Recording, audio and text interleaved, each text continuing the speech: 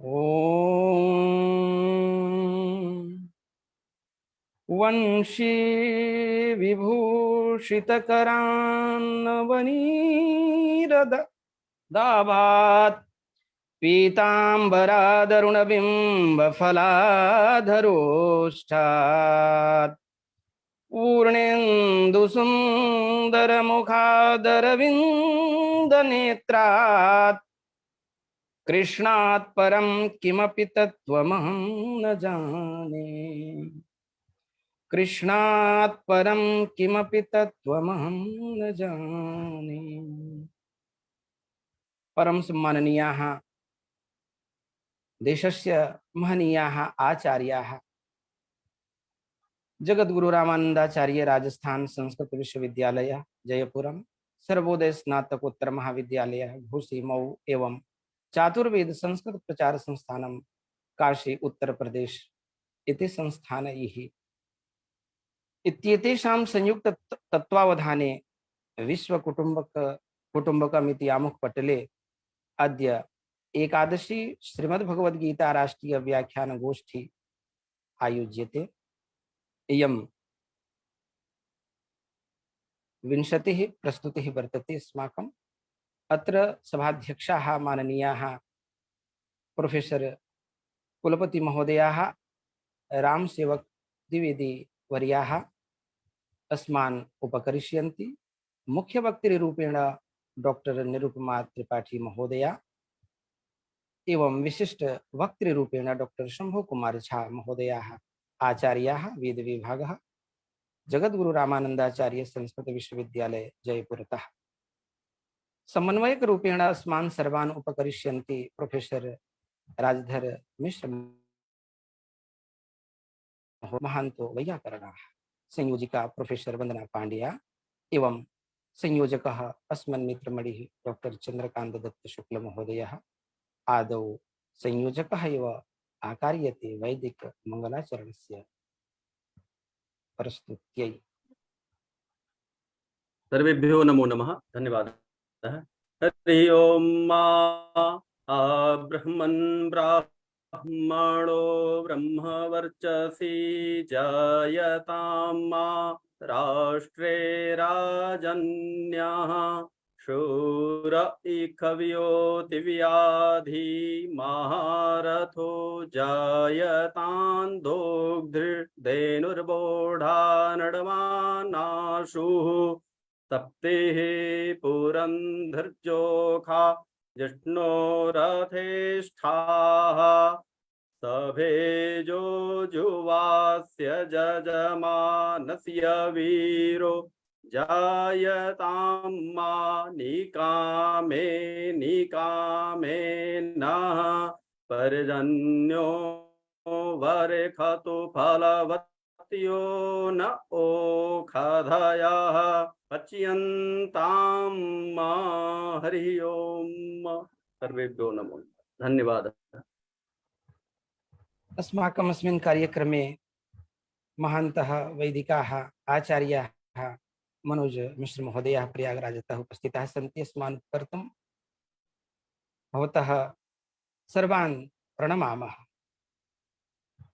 अस्मिन् कार्यक्रमे ये केचन अपि अस्माकं महनीयाः आचार्याः दूरदूरात् समुपस्थिताः सन्ति तेषां समेषां सत्कारं कर्तुं स्वागतं विधातुम् अस्य कार्यक्रमस्य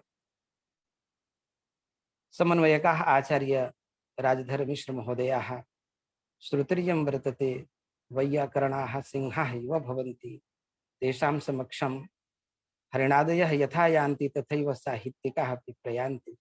ते एव महान्तः आचार्याः अद्य स्वागतं कुर्वन्तु आचार्याणां समुपस्थितानामिति विनिवेदयामो वयम्। योऽन्तः प्रविश्य मम वाचमिमां प्रक्षुप्तां सञ्जीवयत्यखिलशक्तिधरः स्वधाम्ना अन्यांश्च हस्तचरणश्रवणत्वगादीन् प्राणान्नमो भगवते पुरुषाय तुभ्यम्। पार्थाय प्रतिबोधितां भगवता नारायणेन स्वयं व्यासेन ग्रथितां पुराणमुनिना मध्ये महाभारतम् अद्वैतामृतवर्षिणीं भगवतीम् अष्टादशाध्यायिनीम् अम्ब त्वामनुसन्दधामि भगवद्गीते भवेद्वेषिणीम्। नमोऽस्तु ते व्यासविशालबुद्धे फुल्लारविन्दायतपत्रनेत्र येन त्वयं भारततैलपूर्णः प्रज्वालितो ज्ञानमयः प्रदीपः। नमो देव्यै महादेव्यै शिवायै शततं नमः। नमः प्रकृत्यै भद्रायै निहता प्रणता स्मताम्। अयमान्याः महदिदम् अस्माकं समेषामपि संस्कृतज्ञानां सौभाग्यं वर्तते यदद्य वयं सर्वे जगद्गुरु रामानन्दाचार्य राजस्थान संस्कृत विश्वविद्यालय जयपुरस्य सर्वोदय स्नातकोत्तर महाविद्यालय घोषी मऊ उत्तर प्रदेशस्थस्य चातुर्वेद संस्कृत प्रचार संस्थानस्य काशी उत्तर प्रदेश स्थितस्य संयुक्त तत्वावधाने एकादशी विश्व संस्कृत कुटुंबकम् इति आमुखपटलस्य समूहेन ऑनलाइन माध्यमेन च एकादशी श्रीमद्भगवद्गीता राष्ट्रीय संव्याख्यान गोष्ठी अद्य या समायोज्यते अस्माभिः तस्यां गोष्ठ्याम् अस्माकं समेषामपि मार्गनिर्देशकाः विविध शास्त्र तत्वनिष्णाताः अद्वैत वेदांत शास्त्र प्रक्षालन निर्मल स्वान्तःकरणाः माननीयाः अस्माकं कुलपति महोदयाः प्रोफेसर रामसेवक महोदयाः अस्याः सभायाः आध्यक्षं निर्वहन्ति इति महदिदम् अस्माकं समेषां सौभाग्यम्। मान्याः अध्यक्षाः यादृशाः भवन्ति तेषां यथा निर्देशाः अस्माभिः प्राप्यन्ते येषाम् आशीर्वादः ऋषि कल्पभूताः तेषाम् आशीर्वादः सदा प्रतिफलो भवति। एवं भूताः माननीयाः महनीयाः ख्यातनामानः अस्माकं कुलपति महोदयाः अस्माकं सम्मुखे आमुखपटले विद्यन्ते। अस्य समूह पटलस्य पक्षतः तेषां माननीयानाम् आचार्याणां हार्दं स्वागतं व्याहरामि। अद्य यो हि विषयः वर्तते तत्रापि विशेषतो गीताशास्त्रस्य यत्किमपि वास्तविकं तत्त्वं वर्तते तस्य व्यावहारिकं स्वरूपं शास्त्रीयं वा स्वरूपं यदि प्रत्यक्षतो अस्माभिः दर्शयितुं शक्यते चेत् तत्र प्रत्यक्षाः प्रमाणभूताः अस्माकं माननीयाः कुलपति महोदयाः सन्ति इति तेषां व्याख्यानेन वयं सर्वेपि अवगमिष्यामः एव। अत्र अस्माकं सौभाग्यात् मुख्य वक्तृत्वेन इलाहाबाद विश्वविद्यालयस्यैव एसोसिएट प्रोफेसर पदम् कुर्वन्त्यः माननीयाः डॉक्टर निरुपमा त्रिपाठी महोदयाः संस्कृत पाली प्राकृत एवं प्राच्य विभागस्थाः अद्य मुख्य वक्तृत्वेन अस्माकं सम्मुखे उपस्थिताः सन्ति। वस्तुतः शक्त्या हीनः शक्तिविहीनो वा शिवोऽपि शव इति उच्यते। गीता वास्तवी भागवती वर्तते। भगवती चेयं गीता इत्यपि विग्रहेण साक्षात् भगवती साक्षात् शक्तिस्वरूपाया गीता वर्तते। तस्याः गीतायाः शक्तित्वेन यत् सामर्थ्यं वर्तते तत्सर्वं प्रकटयितुम् अस्माकं सम्मुखे मुख्य वक्तृत्वेन उपस्थिताः सन्ति। अस्य समूह पटलस्य पक्षतः हार्दं स्वागतं व्याहरामि। अत्रैव विशिष्ट वक्तृत्वेन अस्माकं वेद विभागस्य आचार्याः न केवलं शास्त्रेण व्यवहारेण अपि कुशलाः निष्णाताः शान्तस्वरूपाः गीतायाः उपासनायां सर्वदैव सन्नद्धाः माननीयाः अस्माकं शंभुकुमार झा महोदयाः अत्र उपस्थिताः सन्ति। तेषामपि हार्दं स्वागतं व्याहरामि।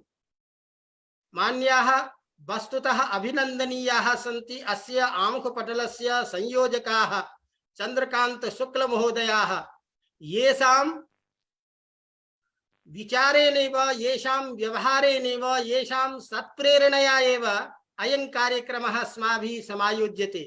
कथं नाम न स्युः यत्र अरविन्द सदृशाः साक्षात् संस्कृतस्य प्रतिमूर्तयः यत्र अस्य कार्यक्रमस्य संचालकाः सन्ति, एवमेव अस्य आमुखपटलस्य सर्वेपि माननीयाः सदस्याः न केवलम् इदानीं प्रत्येकं नाम गृहीत्वा इदानीं किमपि वच्मि, यतोहि अस्माकं सौभाग्यं वर्तते एतावन्तः महान्तः विभूतयः अस्माकं सम्मुखे सन्ति, तेषां व्याख्यानम् अस्माभिः श्रोष्यते।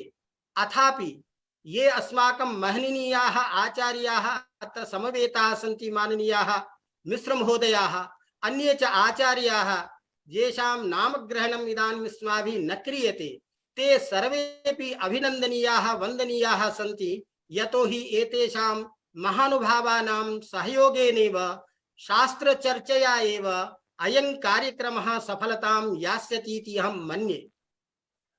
मान्याः एकादशी तिथि वर्तते।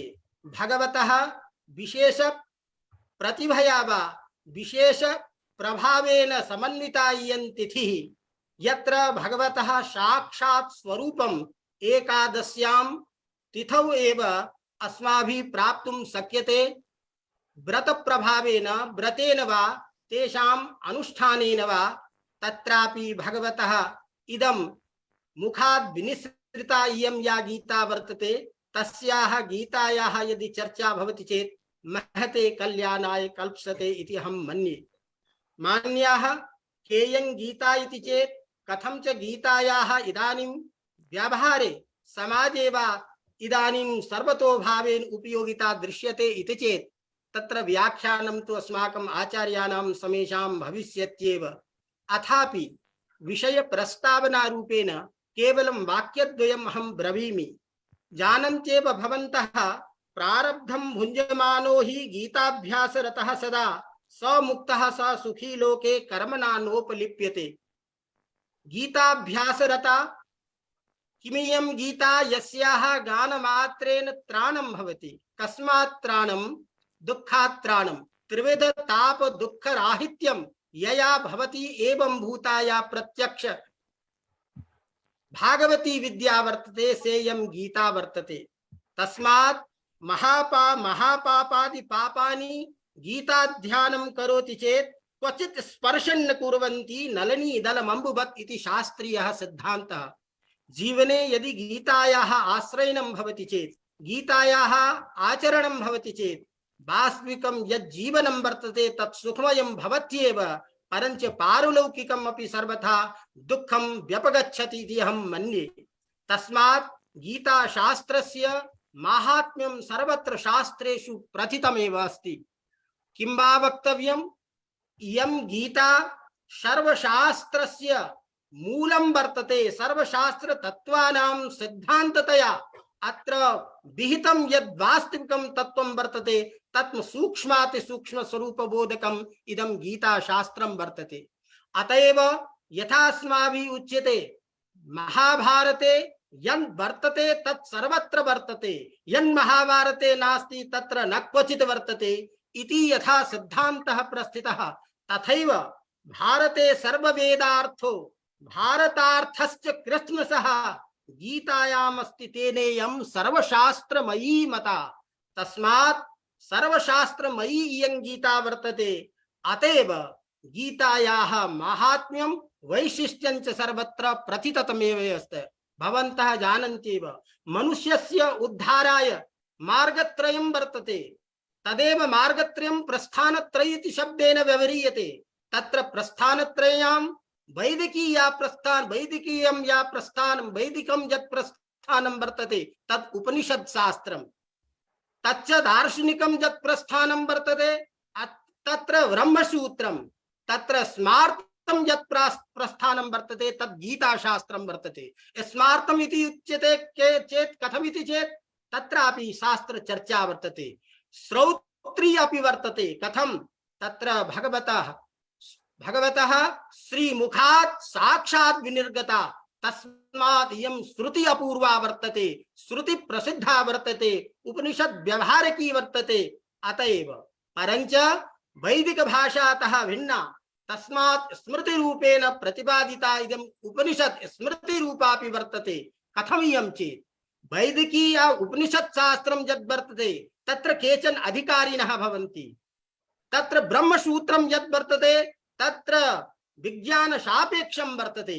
परंच गीता शास्त्रं सर्वेषामपि जनानां सर्वव्यावहारिकानां सर्वकालिकानां यद् व्यवहारम् उपयोगितायां यद् वर्तते धर्मार्थ काम मोक्ष चतुर्विध पुरुषार्थ साधकं तत्सर्वं गीता शास्त्रं वर्तते। एतावता गीतायाः माहात्म्यं वैशिष्ट्यं सर्वदैव सर्वकाले सर्वेषां जनानां कृते वर्तते। अतएव इयं गीता सर्वशास्त्रेषु प्रमुखा निगदिताः विद्वद्भिः। तस्मात् गीता शास्त्रम् अधिकृत्य अत्र कोऽयं सिद्धान्तः कथं वा जीवनस्य आचरणं भवेत् जानन्त्येव।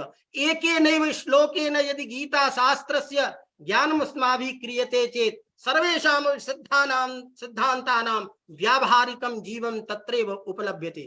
कथमिति चेत् तत्र उच्यते प्रथमे एव श्लोके मामकाः पांडवाश्चैव किम अकुर्वत संजय। मामकाः पांडवाः, ये मामकाः वर्तन्ते ये मेरे हैं और पांडव हैं, इन दोनों ने क्या किया?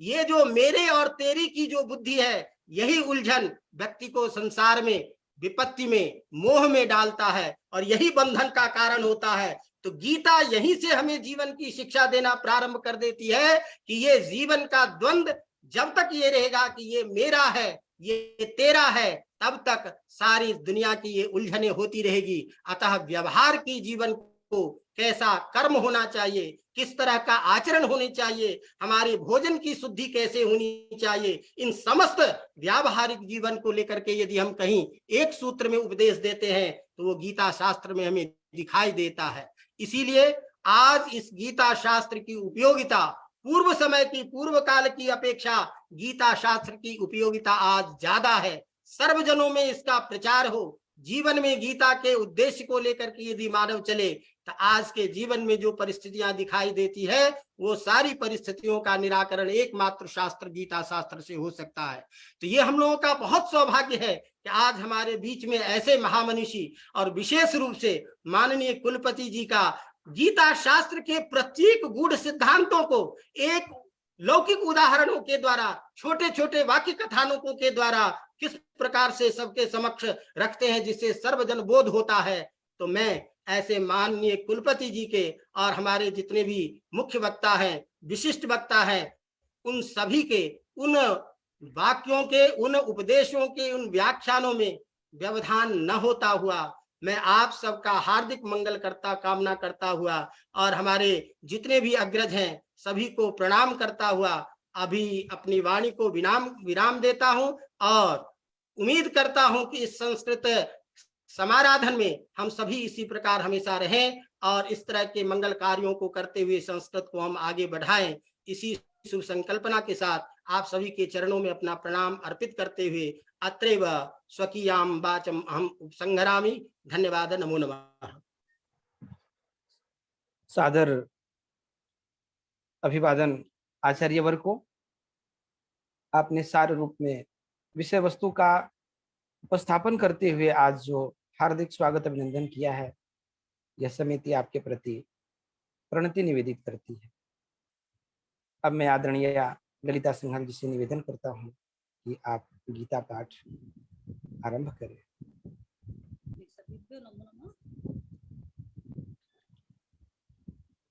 ओम श्री परमात्मने नमः। अथ द्वादशोऽध्यायः। अर्जुन उवाच एवं सततयुक्ताये भक्तास्त्वां पर्युपासते ये चाप्यक्षरम् अव्यक्तं तेषां के योगवित्तमाः। श्रीभगवानुवाच मय्यावेश्य मनो ये मां नित्ययुक्ता उपासते श्रद्धया पर्योपेता ते मे युक्ततमा मताः।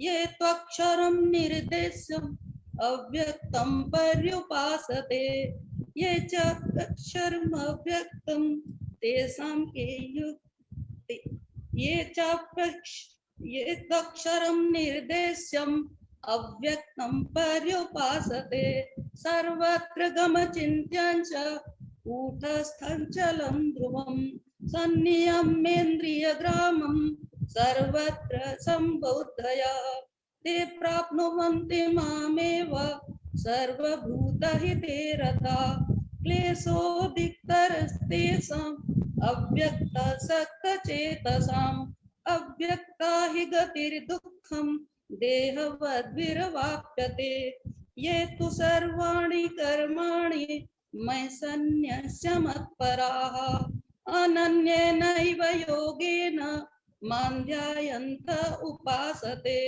तेषामहं समुद्धर्ता मृत्यु संसारसागरात् भवामि न चिरात् पार्थ मय्यावेशितचेतसां मय्येव मन आधस्त्व मयि बुद्धिं निवेशय निवसस्यसि मय्येव अत ऊर्ध्वन्न संशयः अथ चित्तं समाधातुं न शक्नोषि मयि स्थिरम् अभ्यासयोगेन ततो मामिच्छाप्तुं धनञ्जय अभ्यासेऽप्यसमर्थोऽसि मत्कर्म परमो भव यदर्थमपि कर्माणि कुर्वन् सिद्धिमवाप्स्यसि अथैतदप्यशक्तोऽसि कर्तुं मध्योगमाश्रितः सर्वकर्मफलत्यागं ततः कुरु यतात्मवान् श्रेयो हि ज्ञानाभ्यासात्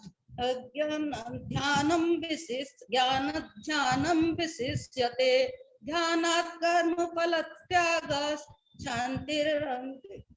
त्यागश्चान्तिरनन्तरम् अद्वेष्टा सर्वभूतानां मैत्रः करुण एव च निर्ममो निरहङ्कारः समदुःखसुखः क्षमी सन्तुष्टः सततं योगी यतात्मा दृढनिश्चय मय्यर्पितमनो बुद्धिर्यो मद्भक्तः स मे प्रियः यस्मान्नो दुजितो लोको लोकान्नो दुजते च यः हर्षामर्षभयोद्वेगैर्मुक्तो यः सः च मे प्रियः अनपेक्षा सुचिर्दक्ष उदासीनो गतव्यथः सर्वारंभ परित्यागी यो मद्भक्तः स मे प्रियः समसत् यो न हृष्यति न द्वेष्टि न शोचति न कांक्षति शुभाशुभ परित्यागी भक्तिमान्यः स मे प्रियः समशत्रौ च मित्रे च तथा मानापमानयोः शीतोष्ण सुख दुःखेषु समः संग विवर्जितः तुल्य निंदा स्तुतिर्मौनी संतुष्टो येन केनचित् अनिकेत स्थिरमतिर्भक्तिमान् मे प्रियो नरः ये तु धर्म्यामृतमिदं यथोक्तं पर्युपासते श्रद्धा नाम परमा भक्तास्तेतीव मे प्रियाः। ओम तत्सदिति श्रीमद्भगवद्गीतासु उपनिषत्सु ब्रह्म विद्यायां योग शास्त्रे श्री कृष्णार्जुन संवादे भक्ति योगो नाम द्वादशोऽध्यायः। श्री हरये नमः। धन्यवाद आदरणीय ललिता सिंघल जी को। हो गई मुझसे, क्षम्यता। नहीं, अद्विष्टा सर्वभूतानां, क्षमा की जल्दी प्रभु जल्दी की पढ़ने की आदत अर्चना है ना। बहुत सुंदर है, बहुत सुंदर। इदानीम् अस्माकम् अस्मिन् कार्यक्रमे समुपस्थिताः महान्तः आचार्याः विशिष्ट वक्तारः डॉक्टर शंभु कुमार झा महोदयाः, ये हि वेद विभागे आचार्याः, तत्र जगद्गुरु रामानंदाचार्य राजस्थान संस्कृत विश्वविद्यालये जयपुरे सन्ति। ते सुपरिचिताः अस्माकम्। अद्य नाधिकं किमपि तेषां विषये उक्त्वा सद्यः विदुषां विभूषणं वाणी एव, वाण्येका समलङ्करोति पुरुषम् इति धिया अहं नाधिकं तेषां विषये उक्त्वा सादरं तान् विषयं प्रस्तोतुमेव अनुरुन्धे। आचार्यान् शंभु कुमार झा महोदय। हरि ओम। इदं विष्णुर्विचक्रमे त्रेधा निदधे पदं समूढमस्य पागुंसुरे स्वाहा। जगद्गुरु रामानंदाचार्य राजस्थान संस्कृत विश्वविद्यालय सर्वोदय स्नातकोत्तर महाविद्यालय घोषी मऊ चातुर्वेद संस्कृत प्रचार संस्थानम काशी तिस्त्रीणाम संस्थानां संयुक्त तत्वावधाने विश्व संस्कृत कुटुंबम आमुख पटलस्य समूहस्य आभासिकः अयं कार्यक्रमः वर्तते। कार्यक्रमस्य विषयः यथा मया स्वीकृतः यत् गीतायाः आचारशास्त्रत्वं, गीतायाः आचारशास्त्रत्वं वर्तते न वा वर्तते। गीता सुगीता कर्तव्या किमन्यैः शास्त्र विस्तरैः या स्वयं पद्मनाभस्य मुखपद्मात् विनिसृताः। यद्यपि शिष्टाचारः वर्तते, अत्र अस्माकं कुलपतयः जगद्गुरु रामानंदाचार्य राजस्थान संस्कृत विश्वविद्यालयस्य कुलपतयः महान्तः विद्वांसः कार्य निपुणाः तथा च संयोजकाः डॉक्टर राजधर मिश्र वर्याः, चंद्रकांत शुक्ल महोदयाः, निरुपमा त्रिपाठी आचार्याः, प्रोफेसर वंदना पांडे महोदयाः, अन्ये च तथा च प्रोफेसर मनोज कुमार मिश्र महोदयाः, वेद विभागीय आचार्याः, अन्ये च सर्वे मत्तः वरिष्ठाः श्रेष्ठाः सर्वे प्रणम्याः सन्ति। तान् सर्वान् प्रणम्य विषयस्य उपस्थापनं करोमि। यत् गीतायाः आचार्य शास्त्रत्वं वर्तते न वा वर्तते। आचारः किमस्ति? आचारः सामान्येन तस्मिन् याज्ञवल्क्यो ब्रूते मनु वदति यत् तस्मिन् देशे यः आचारः पारम्पर्यक्रमागतः वर्णानां सान्तरालानां सदाचार उच्यते। अत्र सदाचारः प्रोक्तः तस्मिन् देशे, कस्मिन् देशे? ब्रह्मावर्तादि देशे। यः आर्यावर्त देशः म्लेच्छ देशातिरिक्तः यः अस्माकं भारतीयानां यः देशः यत्र कृष्ण सारस्तु चलति मृगो यत्र स्वभावतः, तस्मिन् देशे यः आचारः पारम्पर्यक्रमाग्रतः गतः। अत्र भवति प्रश्नः यत् आचारः किं व्यक्ति विशेषेण संचालितः, एकेन विदुषा संचालितः, कथितः, प्रोक्तः, अनुष्ठितः सः आचारः भवेत् न वा भवेत्? कदापि तथा अस्माकं देशे न भवति। यतो हि कश्चित् यदि विद्वान् वदति तर्हि सद्य एव भवति प्रश्नः किं प्रमाणम्? यद् भवान् ब्रवीति तत्र किं प्रमाणं? केन प्रमाणेन अत्र उदाहरणं भवता प्रदत्तं? तो तस्य प्रमाणं वेदे भवति, संहितायां वर्तते, पुराणे वर्तते, अथवा अन्यस्मिन् शास्त्रे भवत्येव तदेव प्रमाणं। न तो तथा मार्क्सवादः अन्ये च बहवः वादाः पाश्चात्यानां प्रचलिताः विद्यन्ते, तत्र प्रमाणस्य प्रयोजनं कदाचिदपि न भवति। सर्वं सामान्येन यद् भवति एकः विशिष्टः यः तादृशः तदेव प्रमाणं। परन्तु अस्माकम् आचारशास्त्रस्य विषये तथा न विद्यते। आचार शब्दस्य व्याख्याने वाचस्पत्यम् इति कोशागारे व्यवहारः तत्पर्यायः चरित्रं, चरितं, चारित्रं आचरणे अनुष्ठाने सच अनुष्ठाने निवृत्त्यात्मक भावाभाव रूपः तत्र सदाचारः वेद स्मृति इत्यादि विहितः। सदाचारे सर्वः अनर्थस्य न ऋष्यते तस्मात् विप्रेण सत्रम भाव्यम आचारशालिना। आचारशालिना विप्रेण भाव्यम आचारहीनम न पुनन्ति वेदाः। परंतु गीतायाम आचार शब्दः मया तो अन्वेषितः। तत्र प्राथम्ये 14 अध्याये अयम् आचार शब्दः कैर्लिङ्गै स्त्रीन् गुणानेतानतीतो भवति प्रभो किमाचारः कथं चैतां स्त्रीन् गुणानतिवर्तते।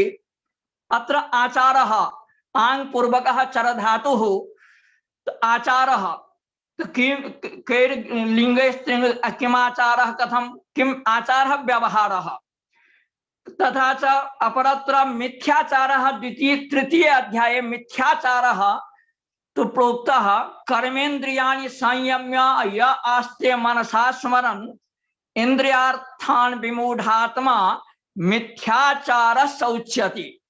तो मिथ्याचारः कथं तो बहवः तादृशाः विद्वांसः जनाः भवन्ति जे हि स्वाङ्गं रचयन्ति। बाह्याडम्बरधराः बहवः तादृशाः स्वाङ्गं रचयन्ति। लौकिकार्थ सिद्धये पायुपस्थं हस्तपादौ वाक्छेदि कर्मेन्द्रियाणि तानि संयम्य अंतर्हृदय विषयाणां चिन्तनं कुर्वन्ति। बाह्यतः प्रकटयन्ति ते यत् रागः न वर्तते रागद्वेषाभ्यां हीनो अयं जनः भवतां समक्षे वर्तते तादृशाः मिथ्याचारः सौच्यते। मिथ्याचारित्वे दाम्भिकाः ते ज्ञेयाः ते बोध्याः। अपरत्र प्रथमे अध्याये आचार्य अत्रापि आङ् पूर्वकः चर धातुः आचार्यमुपसंगम्य राजा वचनमब्रवीत्। आचार्यम् उपसंगम्य राजा वचन आचार्य इत्युक्ते कः पदार्थः वदति निरुक्तकारः आचार्यः आचारं ग्राहयति आचिनोत्यर्थान् आचिनोति बुद्धिं। पुनश्च भगवान् मनुः उपनीयतु यः शिष्यं वेदमध्यापयेत् द्विजः सकल्पं सरहस्यं च तमाचार्यं प्रचक्षति।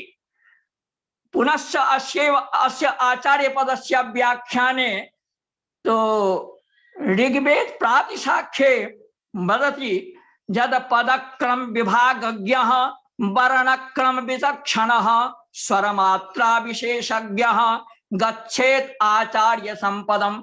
अत्र कीदृशः आचार्यः गीतायां स्वीकृतः आचार्यमुपसंगम्य राजा वचनम् अब्रवीत् कि उपनयन युक्तः उपनयनं यः कारयति तादृश आचार्यः उत वा पदक्रम विभागज्ञः मन्ये यत् तो उभयत्र ये गुणाः मनुना तथा च प्रातिशाख्ये आचार्याणां ये गुणाः प्रोक्ताः ते सर्वेपि गुणाः तो गीतायां यः आचार्यः वर्तते ते सर्वे गुणाः अत्र राराजन्ते।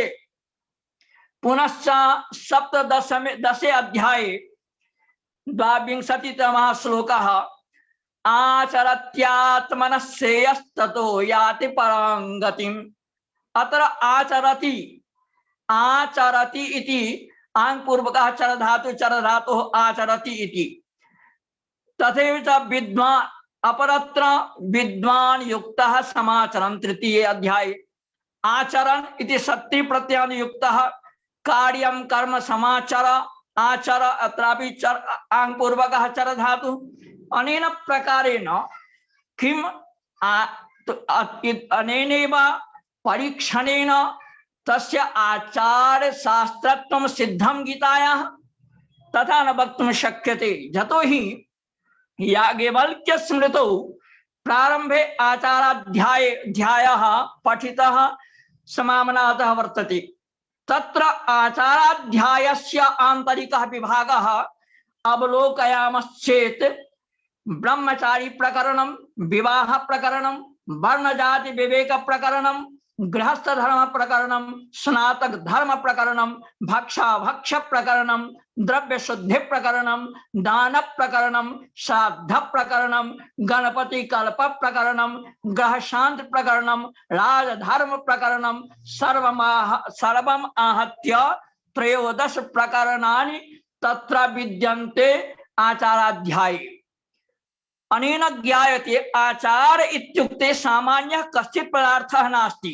आचारः तो प्रमाणत्वेन धर्मस्य प्रमाणत्वेन मनुना पठितः, यथा हि वेद स्मृति सदाचारः स्वस्य च प्रियमात्मनः एतत् चतुर्विधं प्राहुः साक्षात् धर्मस्य लक्षणम्।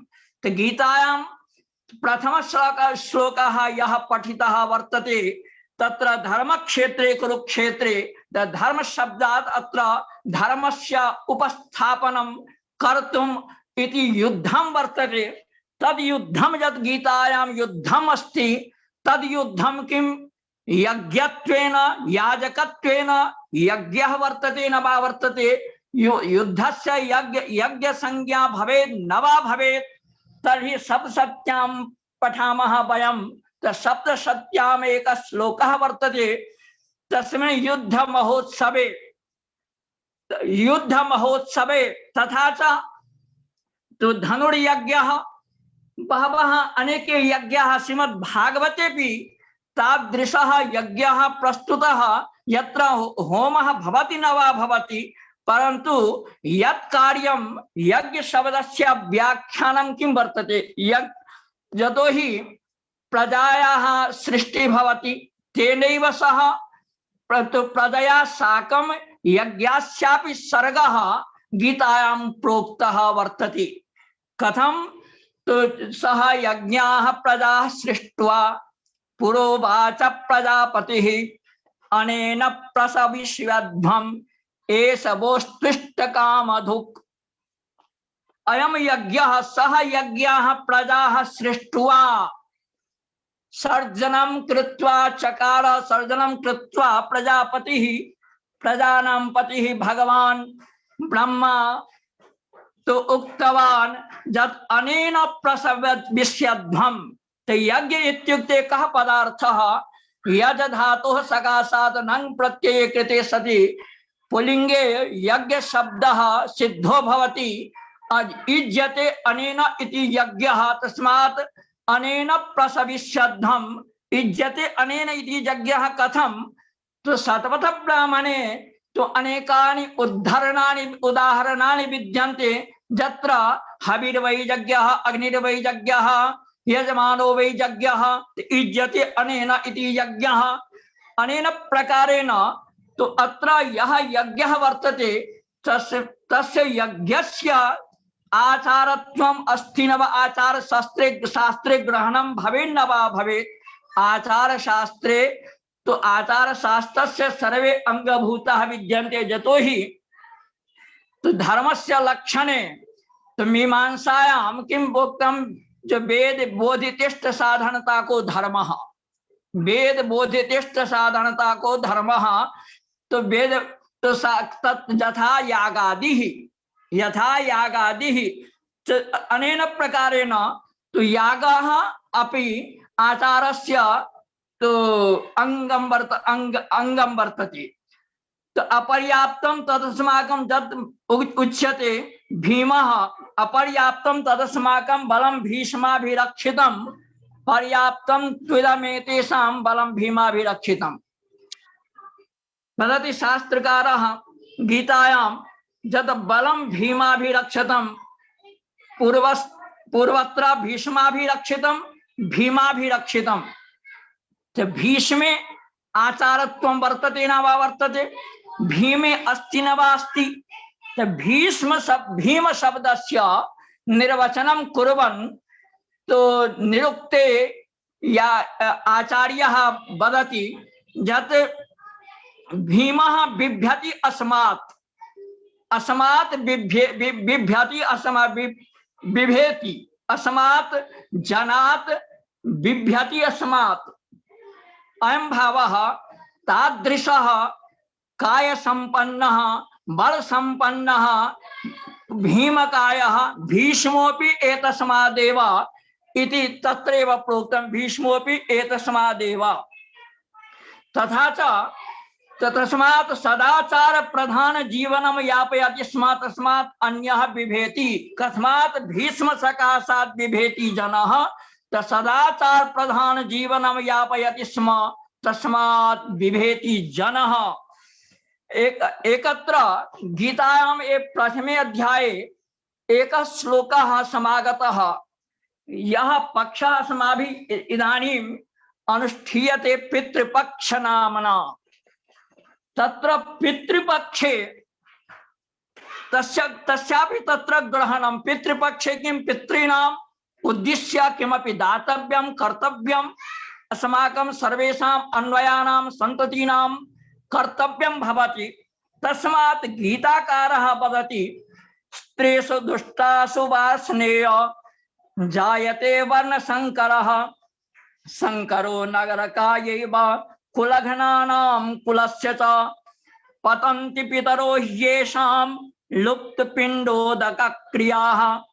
अतएव तस्मात् धर्मशास्त्रकारः ब्रूते लुप्तपिण्डोदकक्रियाः।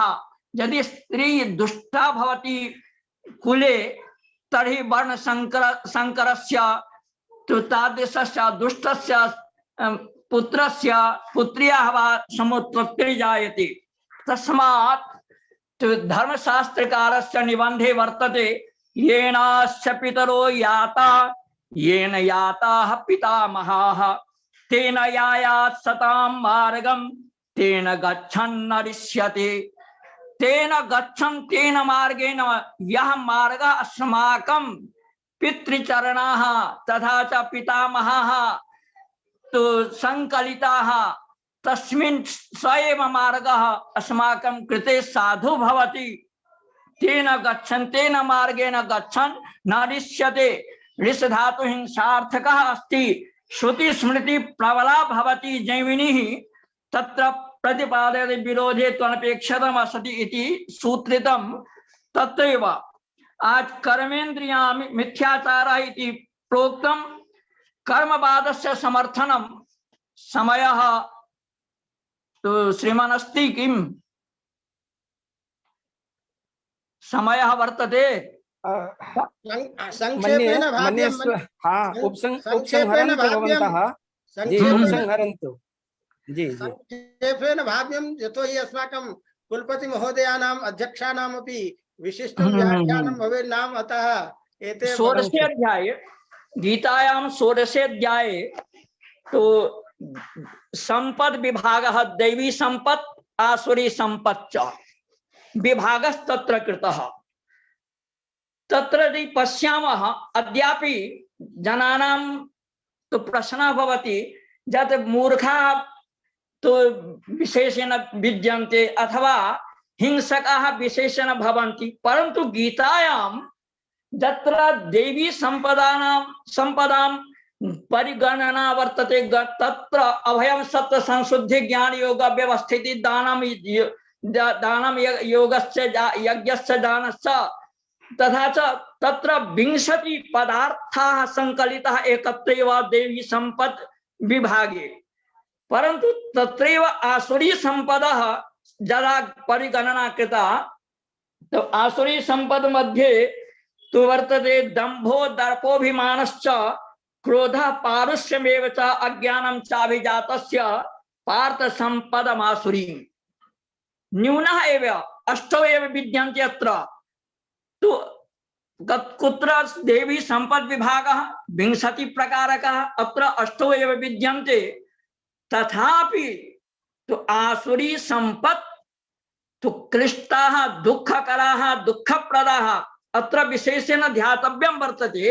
यत् अभिजातस्य भारत यत् दैवी संपत् यत् भवति या भवति तथा च आसुरी संपत् या वर्तते सा संपत् तो प्रायेण अभिजातस्य इत्युक्ते किम् उत्पन्नस्य व जातमात्रस्य अर्थात बालकस्य सद्य उत्पन्नस्य शरीरे गर्भात् एव देवी संपत् आसुरी संपत् च भवति, परंतु एतेषां परीक्षणं समाजे नैव भवति। तथा न वयं परीक्षणं कुर्मः यत् अत्र दैवी सम्पद् वर्तते आसुरी सम्पद् वा वर्तते। अन्ते च वच्मि यत् गीतायां 9वें अध्याये अंतिमः श्लोकः मन्मना भव मद्भक्तो मज्जाजी मां नमस्कुरु मामे वैश्यसि युक्तेवम् आत्मानं मत्परायणः। अयं श्लोकः तथैव समानः श्लोकः 18 अध्याये तो 65तमः श्लोकः मन्मना भव मद्भक्तो मज्जाजी मां नमस्कुरु मामे वैश्यसि। अत्र समानः सत्यं ते प्रतिजाने प्रियोसि मे। अत्रैव परिवर्तनं वर्तते। तत्र मन्मना भव मद्भक्तो मज्जाजी मां नमस्कुरु मामे वैश्यसि युक्तेवम् आत्मानं मत्परायणः।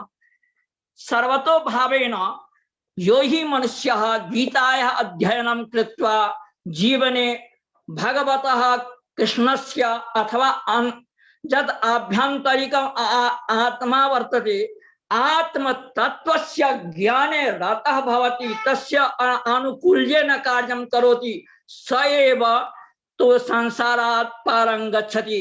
अन्ते च गीतायाः एकः विशेषः उपक्रमः अस्माकं वर्तते। गीता प्रचार समितिः या अस्ति तत्र श्लोकः वर्तते य इमं परमं गुह्यं मद्भक्ते स्वभिधास्यति भक्ति मयि परां कृत्वा। तो य इदं परमं गुह्यं मद्भक्ते स्वभिधास्यति। अयं भावः यत् गीता शास्त्रं परम गुह्यं गोपनीयं तत्त्वं यद् वर्तते मद्भक्तेषु अर्थात अनेन व्याजेन उपक्रमेण कार्यक्रमेण व्याख्यान माध्यमेन येन केनापि प्रकारेण यः जनः गीतायाः प्रचारं प्रसारं करोति स युक्तः भवति। स तो प्रियतरः भुवि अर्थात भगवतः भुवि अर्थात ब्रह्मांडे भूतले तो भगवतः प्रियतमः भवति। इत्यविक्ता विस्तरात् विरमामि। नमो नमः। नमो नमः। बहुत सुंदर आचार्य जी ने व्याख्यान देकर हम सबको उपकृत किया है। श्रीमद् भगवद गीतायाः आचार शास्त्रत्वम आपका विषय है। बहुत सुंदर श्रीमद् भगवद गीता में आचार के विषय में अन्य भी पद्य आते हैं। यद यद आचरति श्रेष्ठस्तत्तदेते तत्तदेवेतरो जनः स यत् प्रमाणं कुरुते लोकस्तदनुवर्तते। आज अपने वैदिक व्याख्यानों के माध्यम से श्रीमद् भगवद गीता में आचार शास्त्र इस पर प्रकाश डाला है।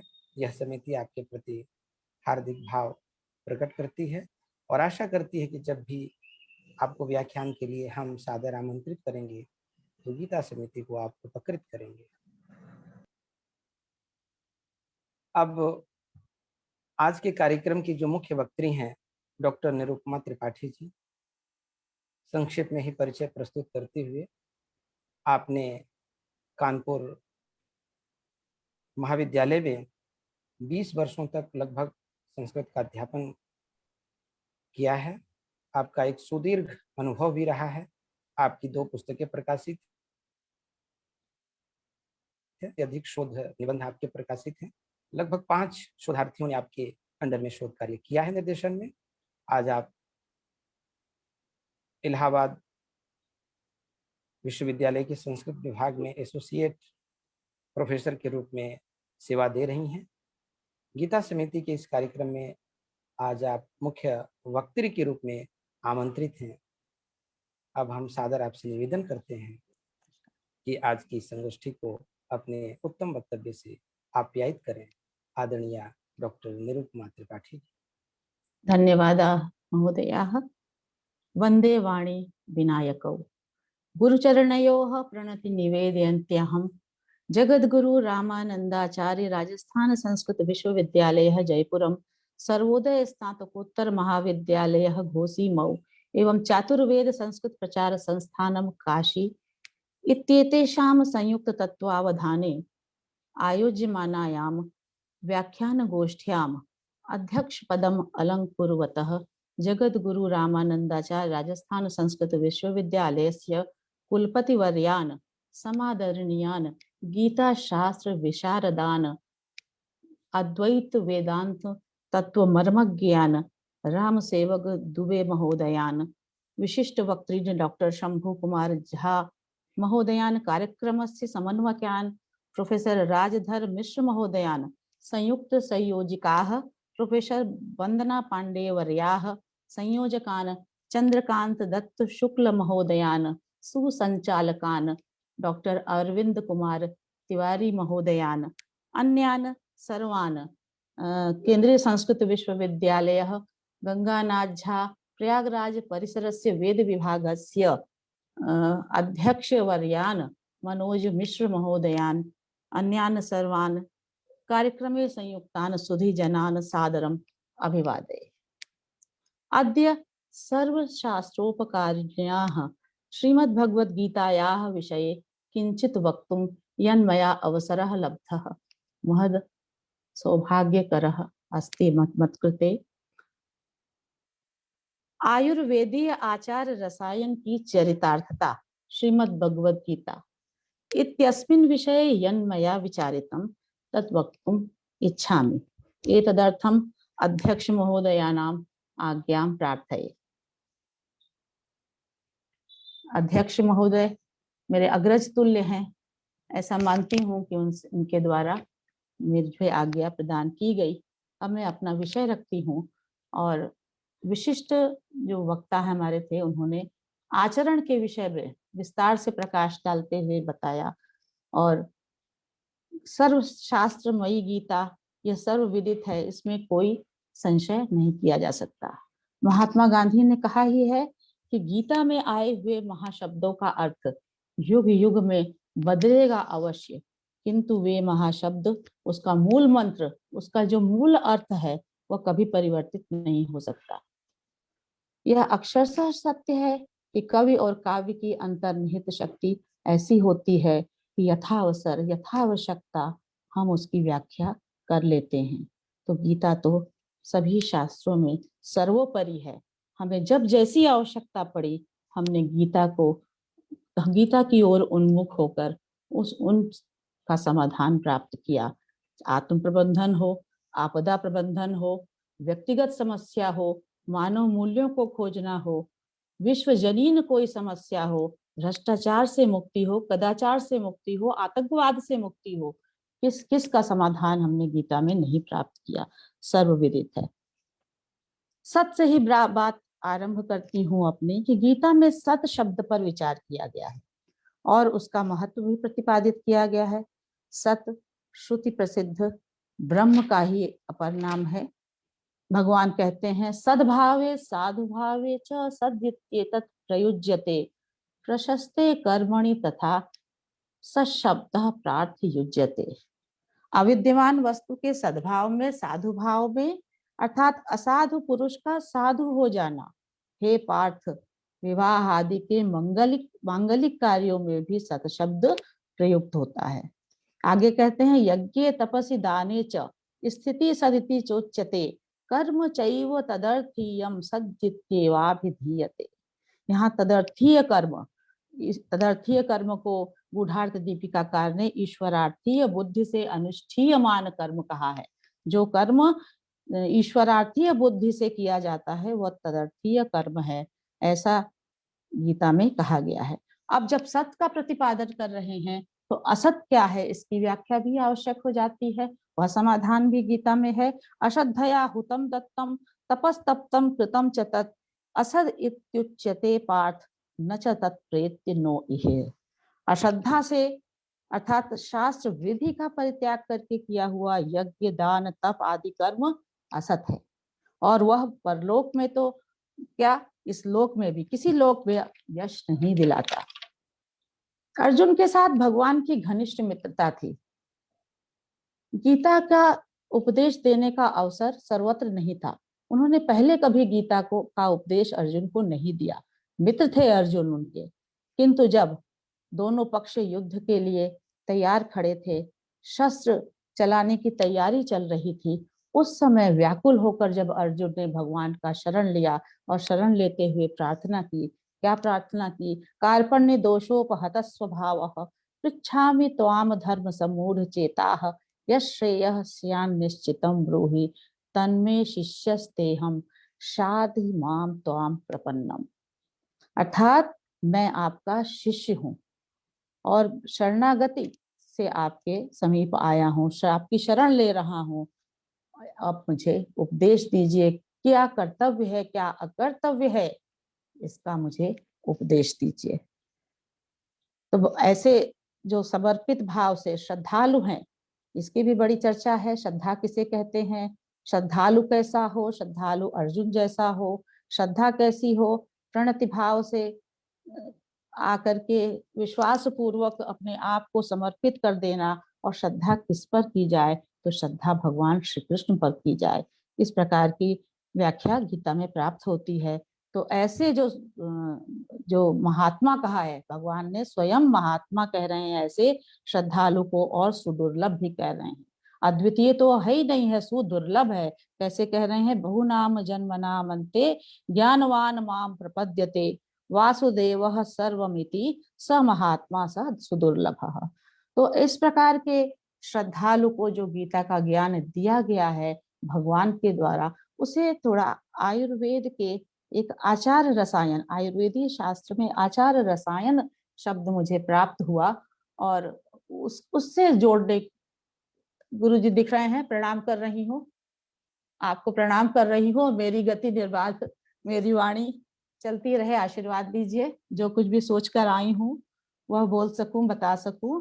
तो आयुर्वेद के बृहत्त्रयी कहे जाने वाले ग्रंथ चरक संहिता, सुश्रुत संहिता और अष्टांग हृदयम में आयुर्वेद का प्रयोजन तीनों ही ग्रंथों में भांति भांति से प्रतिपादित है। सबका अर्थ एक ही है। अष्टांग हृदयम में वाग्भट्ट कहते हैं कि धर्म, अर्थ और सुख, सुख अर्थात काम नामक 3 पुरुषार्थों का साधन और उसका अर्थात उसकी प्राप्ति का उपाय आयु है।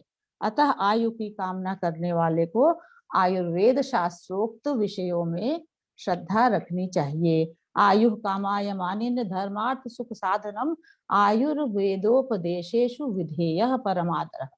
इस प्रकार स्पष्ट हो जाता है कि शास्त्रों के माध्यम से जो कर्तव्य हेतु जो उपदेश प्राप्त होते हैं उनमें श्रद्धा रखनी चाहिए और उसमें श्रद्धा रखता हुआ ही व्यक्ति हितायु, सुखायु एवं दीर्घायु की सिद्धि कर सकता है। और आयुर्वेद का प्रयोजन, सर्वप्रथम प्रयोजन जो बताया गया है वह रोगी के रोग का शमन नहीं, अपितु जो स्वस्थ है उसके स्वास्थ्य की रक्षा करना है। चरक संहिता में कहा गया है प्रयोजनम चास्य स्वस्थस्य स्वास्थ्य रक्षणम आतुरस्य विकार प्रशमनम च। सुश्रुत संहिता में किंचित अंतर प्राप्त होता है। वहां विकार प्रशमन को पहले रख रहे हैं कि खल्व आयुर्वेद प्रयोजनम व्याधि उपसृष्टा नाम व्याधि परिमोक्ष स्वास्थ्य रक्षणम। सुश्रुत शल्य चिकित्सक थे, इसलिए चिकित्सा को उन्होंने रोग प्रशमन को पहले स्थान पर रखा, किंतु मूल में देखें तीनों ग्रंथों के तो स्वस्थ व्यक्ति के स्वास्थ्य की रक्षा आयुर्वेद का मुख्य प्रयोजन सिद्ध होता है। और इस प्रकार शरीर के द्वारा किया गया व्यवहार अथवा शरीर के प्रति किया गया व्यवहार आयुर्वेद में बहुत महत्व रखता है। और वह पुरुष कहा गया है। पुरुष किसे कहा गया है? पंचमहाभूत से युक्त जो शरीरी है, आत्मा है, उस पंचमहाभूत और शरीरी के संयोग को ही पुरुष कहा गया और वही पुरुष टारगेट है आयुर्वेद का। टारगेट क्यों? मतलब उसी पर प्रयोग होता है, उसी के स्वास्थ्य की रक्षा और उसी के रोग का प्रशमन करते हैं यह आयुर्वेद शास्त्र। अब गीता में इसकी क्या चरितार्थता है? सर्वत्र इस आयुर्वेद में जो जो प्रतिपादित है, आचार रसायन का भी उल्लेख करूंगी कि किस प्रसंग में आया है, वो सब कुछ गीता में प्राप्त होता है। आवश्यकता है हमें अन्वेषण करने की। तो गीता में योग की महत्ता जो बताई गई है, युक्ताहार विहारस्य युक्त चेष्टस्य कर्मसु युक्त स्वप्नावबोधस्य योगो भवति दुःखः। दुखों का नाश करने वाला योग तो यथा योग आहार विहार करने वालों का, कर्मों में यथा योग चेष्टा करने वाले का ही सिद्ध होता है। तो आहार कैसा हो, इस पर भी विस्तार से गीता में चर्चा की गई है। सात्विक आहार, राजस और तामस आहार बताए गए हैं। कुछ आहार सात्विक प्रियाः हैं, जैसे आयु, सत्व, बलारोग्य, सुख, प्रीति विवर्धनाः, रस्याः, स्निग्धा स्निग्धा स्थिरा, हृद्याः आहाराः सात्विक प्रियाः। तो सात्विक लोगों को प्रिय ये आहार हैं, जो रस्य हैं, स्निग्ध हैं, स्थिर हैं, स्थिर और हृदय हैं। हृदय में जो आनंद आहार को ग्रहण करके होता है वो व्यवहार और आचरण में भी दिखाई देता है। और यही सात्विक लोगों को प्रिय है, ऐसा ही नहीं, जिन्हें सात्विक होना है वे व्यक्ति भी इस प्रकार के आहार के प्रति रुचि प्रदर्शित करते हैं, ऐसा गीता में कहा गया है। इसी प्रकार तामसी भोजन और राजस भोजन की भी चर्चा की गई है। चरक संहिता में औषध के पर्याय बताए गए हैं, सिनोनिम ऑफ मेडिसिन। क्या कहते हैं? चिकित्सितम व्याधिहरम पथ्यम साधनम औषधम प्रायश्चित्तम प्रशमनम प्रकृति स्थापनम हितम। अब ये औषध भी दो प्रकार का होता है, भेषजम द्विविधम च तत् स्वास्थ्योर्जस्करम किंचित किंचिद आर्तस्य रोगनुत। यहाँ भी वही बात आ गई उनकी कि स्वास्थ्य को बढ़ाने, स्वस्थ के स्वास्थ्य को बढ़ाने वाला और रोगी के रोग का प्रशम करने वाला। जो औषधि स्वस्थ व्यक्ति में ऊर्जस्कर अर्थात ओज को बढ़ाने वाला होता है वही रसायन है।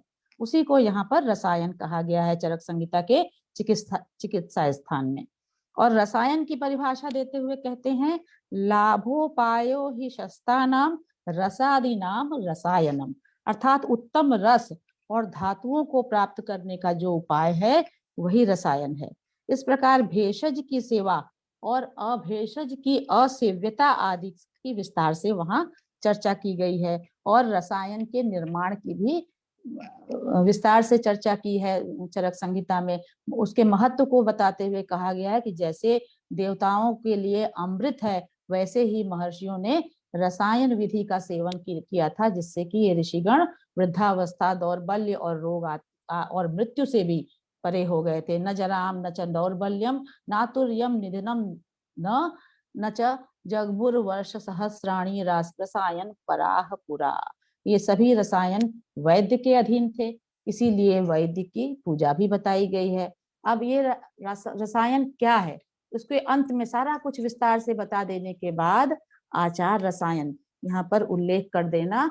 उसकी पंक्तियों को 5-6 पंक्तियां हैं, उल्लेख के बिना बात अधूरी रहेगी। उल्लेख करेंगे, सत्यवादिनम अक्रोधम निवृत्तम मध्य मैथुनात् अहिंसकम अनायासम प्रशांतम प्रियवादिनम जप शौच परम धीरम दान नित्यम तपस्विनम देव गो ब्राह्मणाचार्य गुरु वृद्धार्चने रतम आनृष्यस्य परम नित्यम नित्यम कारुण्य वेदिनम समाजागरण स्वप्नम नित्यम क्षीर घृताशिनम काल प्रमाणज्ञम युक्तिज्ञम अनहंकृतम शस्ताचारम असंकीर्णम अध्यात्म रमणेन्द्रियम उपासितारम वृद्धानाम आस्तिकानाम जितात्मनाम धर्मशास्त्र परम विद्यान नरम नित्य रसायनम गुणैरेते समुदितैः प्रयुङ्क्ते यो रसायनम रसायन गुणान सर्वान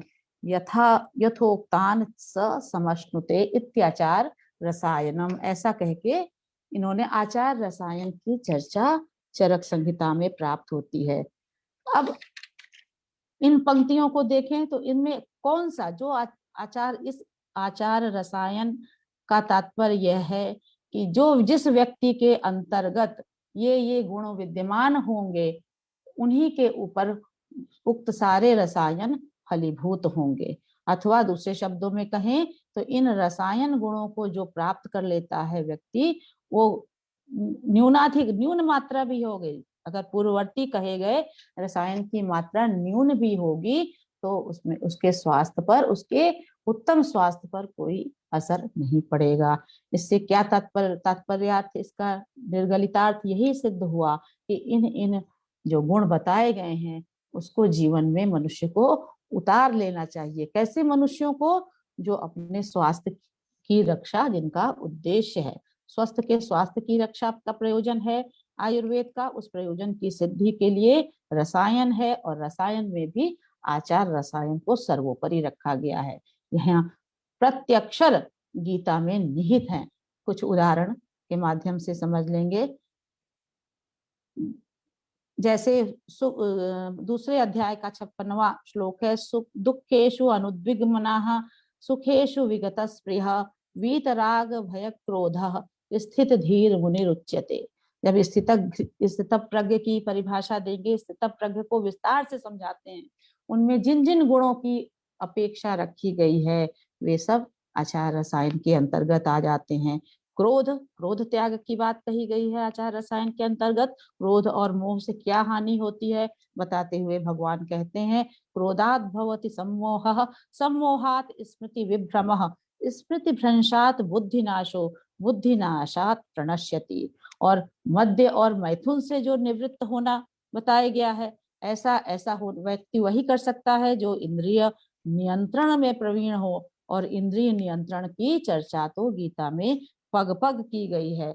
जो इंद्रियों को अपने वश में करता हुआ अपने आचरण को स्वस्थ रखता है। कहते हैं, राग द्वेष युक्तैस्तु विषयान इंद्रियैश्चरन् आत्मवश्यैर विधेयात्मा प्रसादम अधिगच्छति।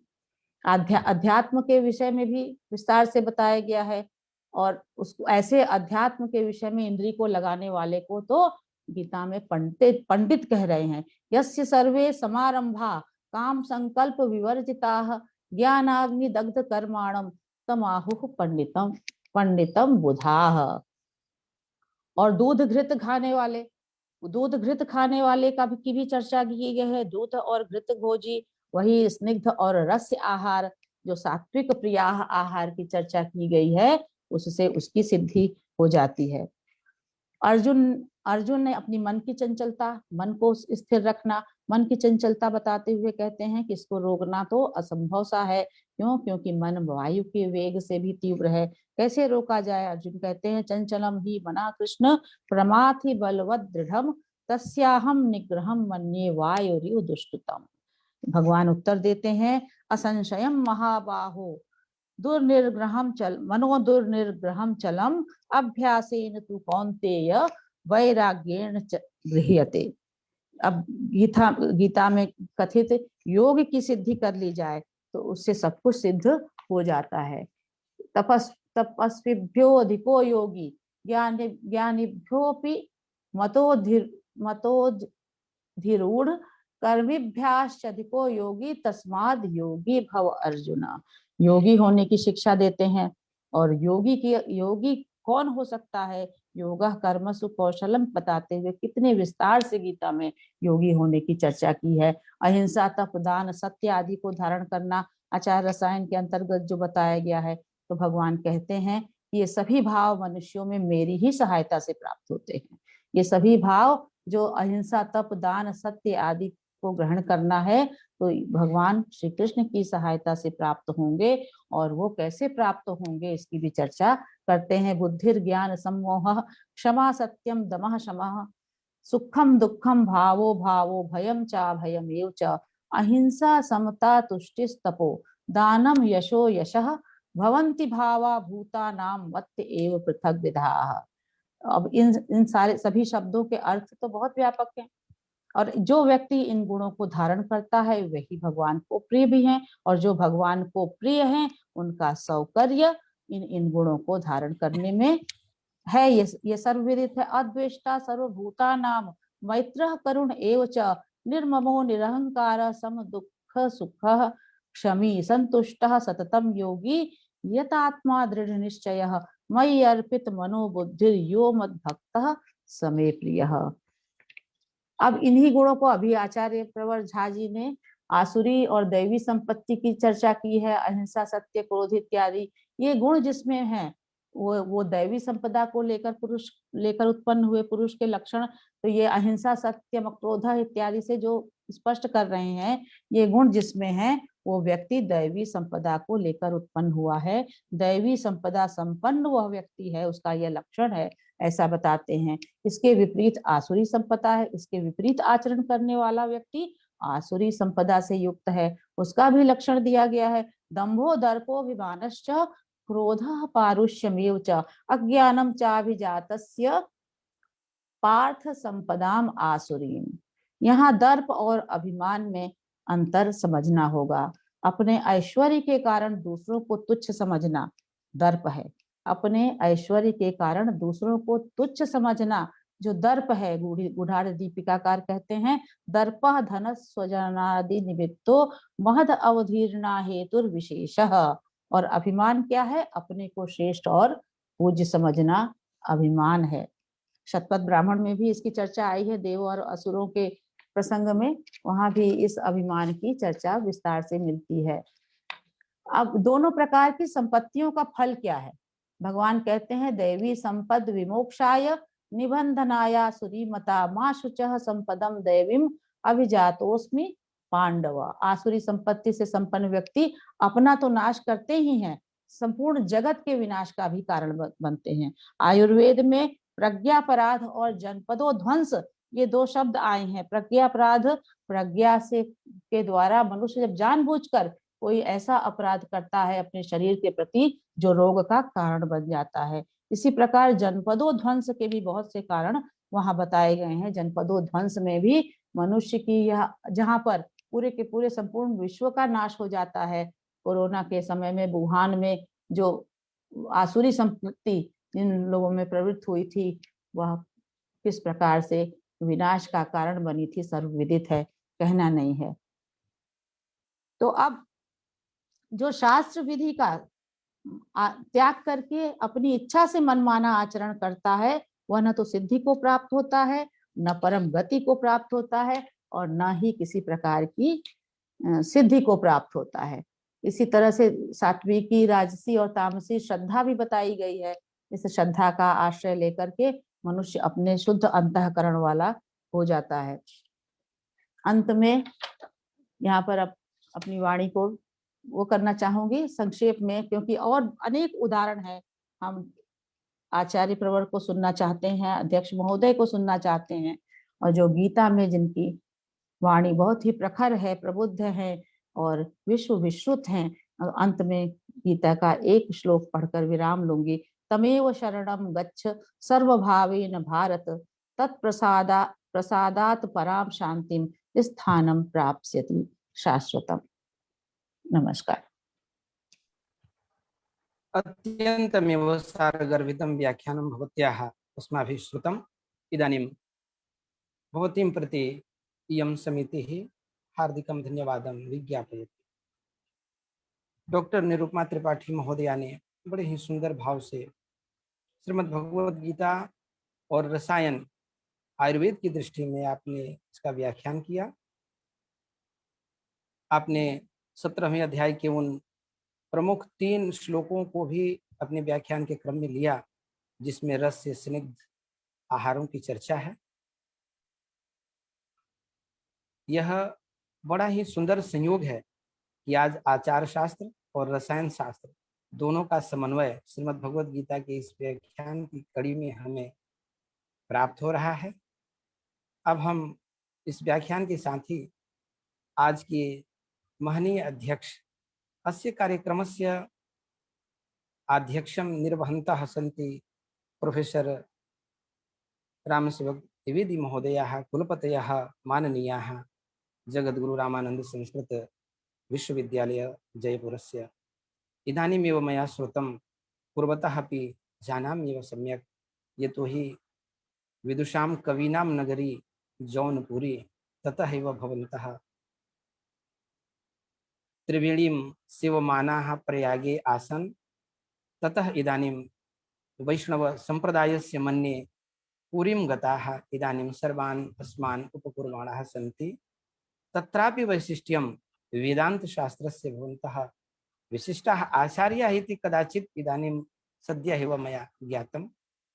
भवन्तः सादरम् आमन्त्र्यन्ते अस्मान् सर्वान् इमां गीता समितिम् उपकर्तुं। माननीयाः वन्दनीयाः कुलपति महोदयाः, द्विवेदी महोदयाः।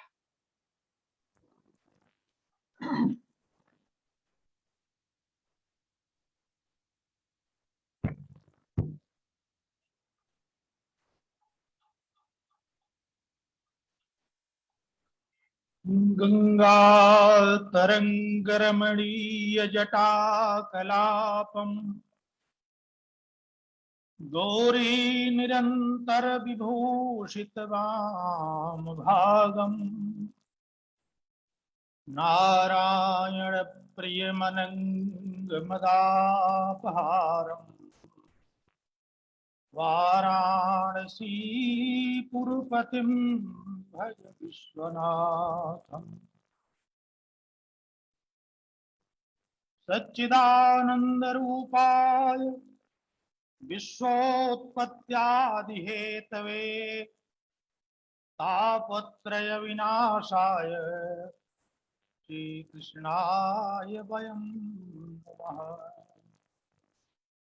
गुरुर्ब्रह्मा गुरुर्विष्णुः गुरुर्देवो महेश्वरः गुरुः साक्षात् परब्रह्म तस्मै श्री गुरवे नमः।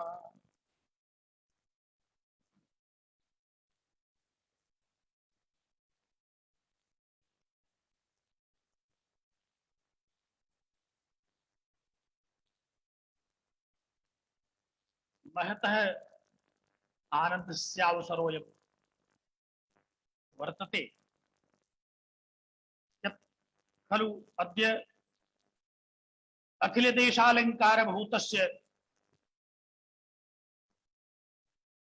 जगद्गुरु रामानन्दाचार्य राजस्थान संस्कृत विश्वविद्यालयः जयपुरम् अथ च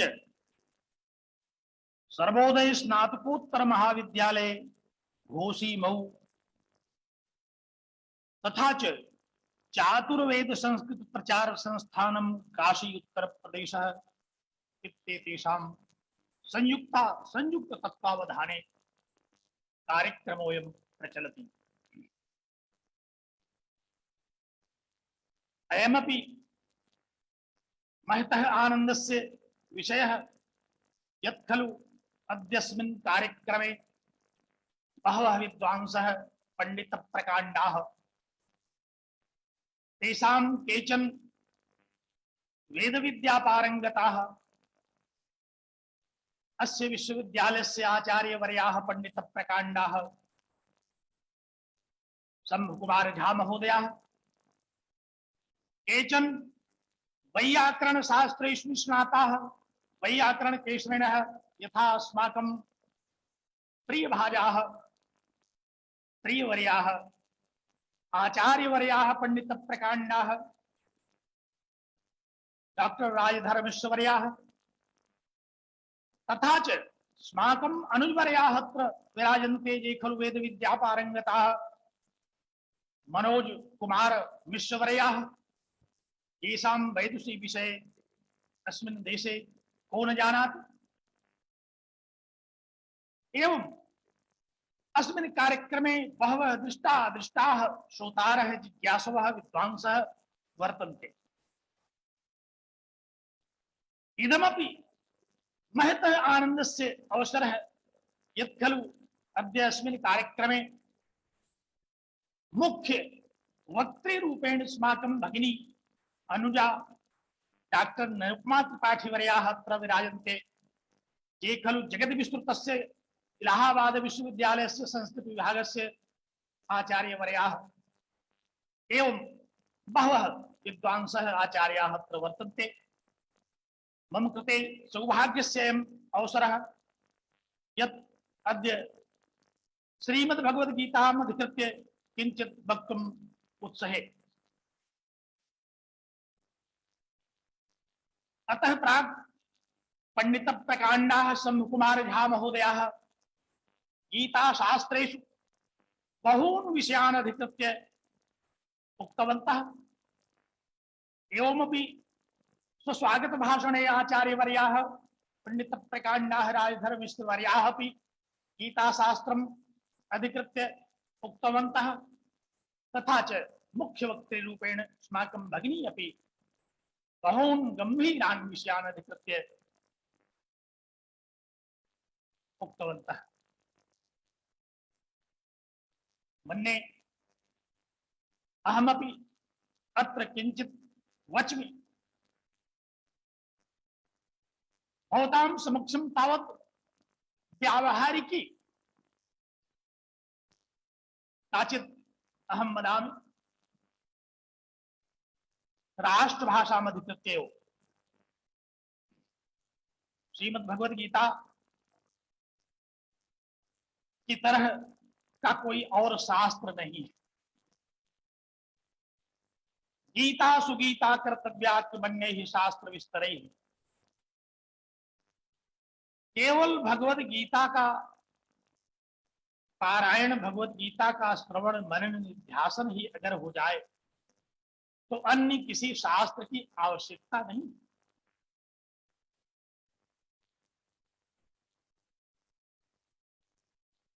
बहुत गंभीर विषयों में न चल करके मैं बहुत थोड़ी सी चर्चा करूंगा व्यावहारिक विषयों पर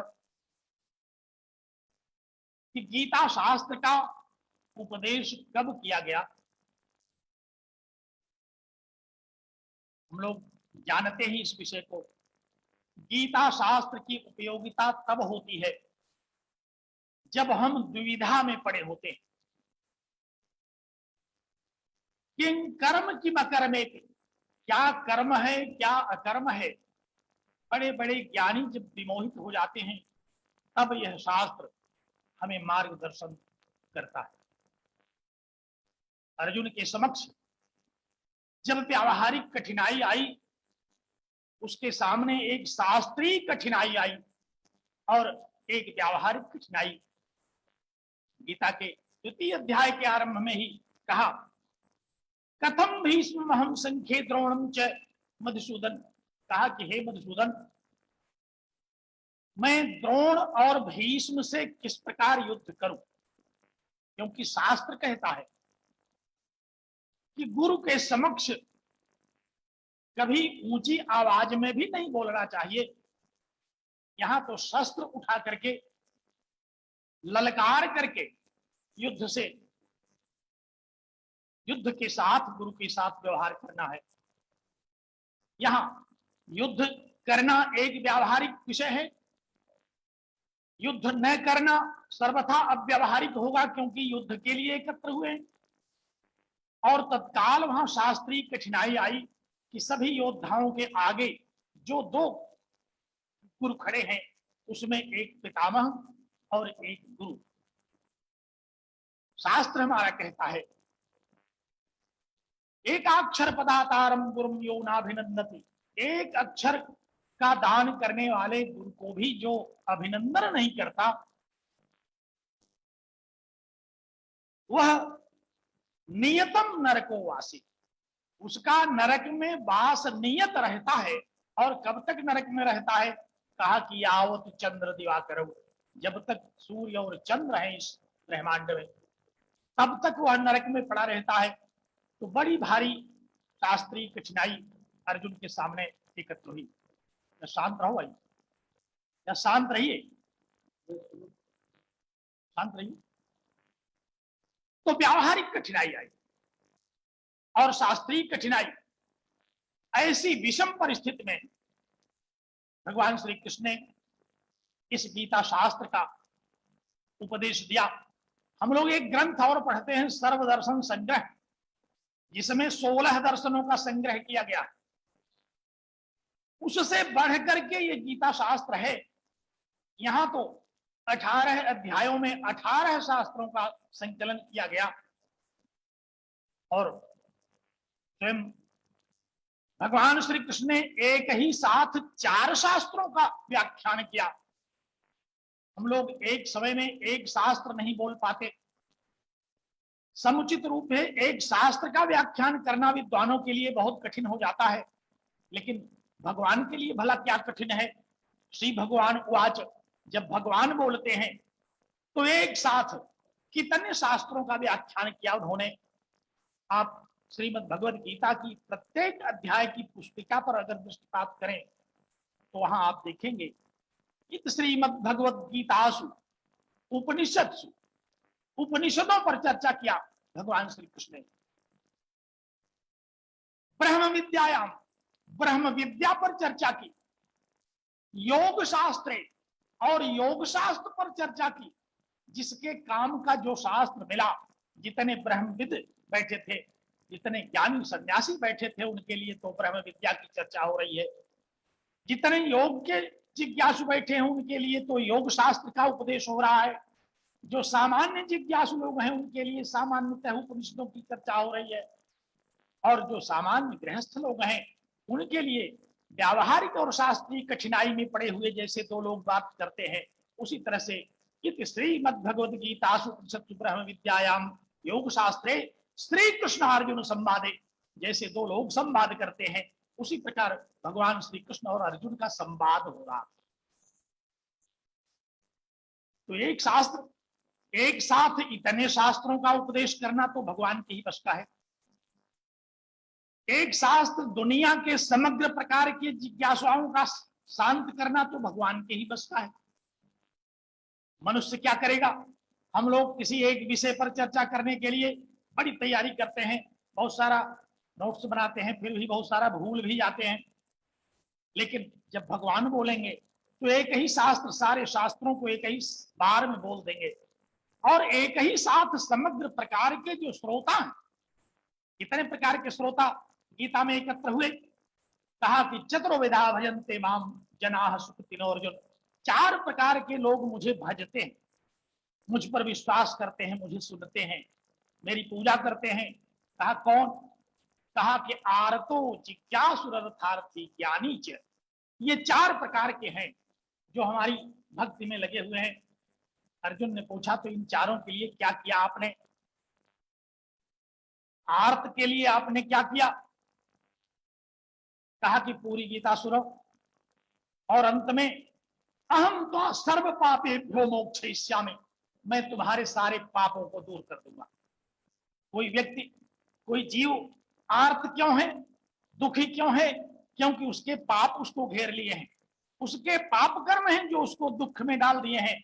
अगर हम भगवत चर्चा करते हैं, भगवत गीता का अध्ययन श्रवण मनन ध्यान करते हैं तो क्या करेंगे भगवान? कहा कि सर्व पापेभ्यो मोक्षयिष्यामि, सारे पापों से तुम्हें मुक्त कर दूंगा। अब इससे बड़ी बात और क्या हो सकती है? नाना प्रकार का हम पूजा पाठ जप तप नियम संयम योग कर्म योग भक्ति योग ज्ञान योग इत्यादि की चर्चा करते हैं। यहाँ क्या करना है? केवल भजन, भगवत भजन। और उससे होगा क्या? कहा कि सभी पापों को दूर कर देंगे। और अगर पाप दूर हो गए तो हम निष्पाप हो गए, और निष्पाप हो गए तो अपाप हो गए। अपाप विद्धम, हमारा उपनिषद कहता है कि जब हम अपाप हो जाएं तो हमें आत्मज्ञान हो जाता है और हमें मोक्ष की प्राप्ति हो जाती है। भगवान श्री कृष्ण कहते हैं कि मोक्षयिष्यामि, तुमको पापों से मुक्त करूंगा और तुम्हें मोक्ष की प्राप्ति हो जाएगी। तो आर्त के लिए जो दुखी हैं, जो संसार के जो जगत जंजाल में निबद्ध हैं, जो दैहिक भौतिक दुखों से संत्रस्त हैं, उनके लिए तो सभी पापों को हटा दिया जाएगा और निष्पाप हो जाएंगे।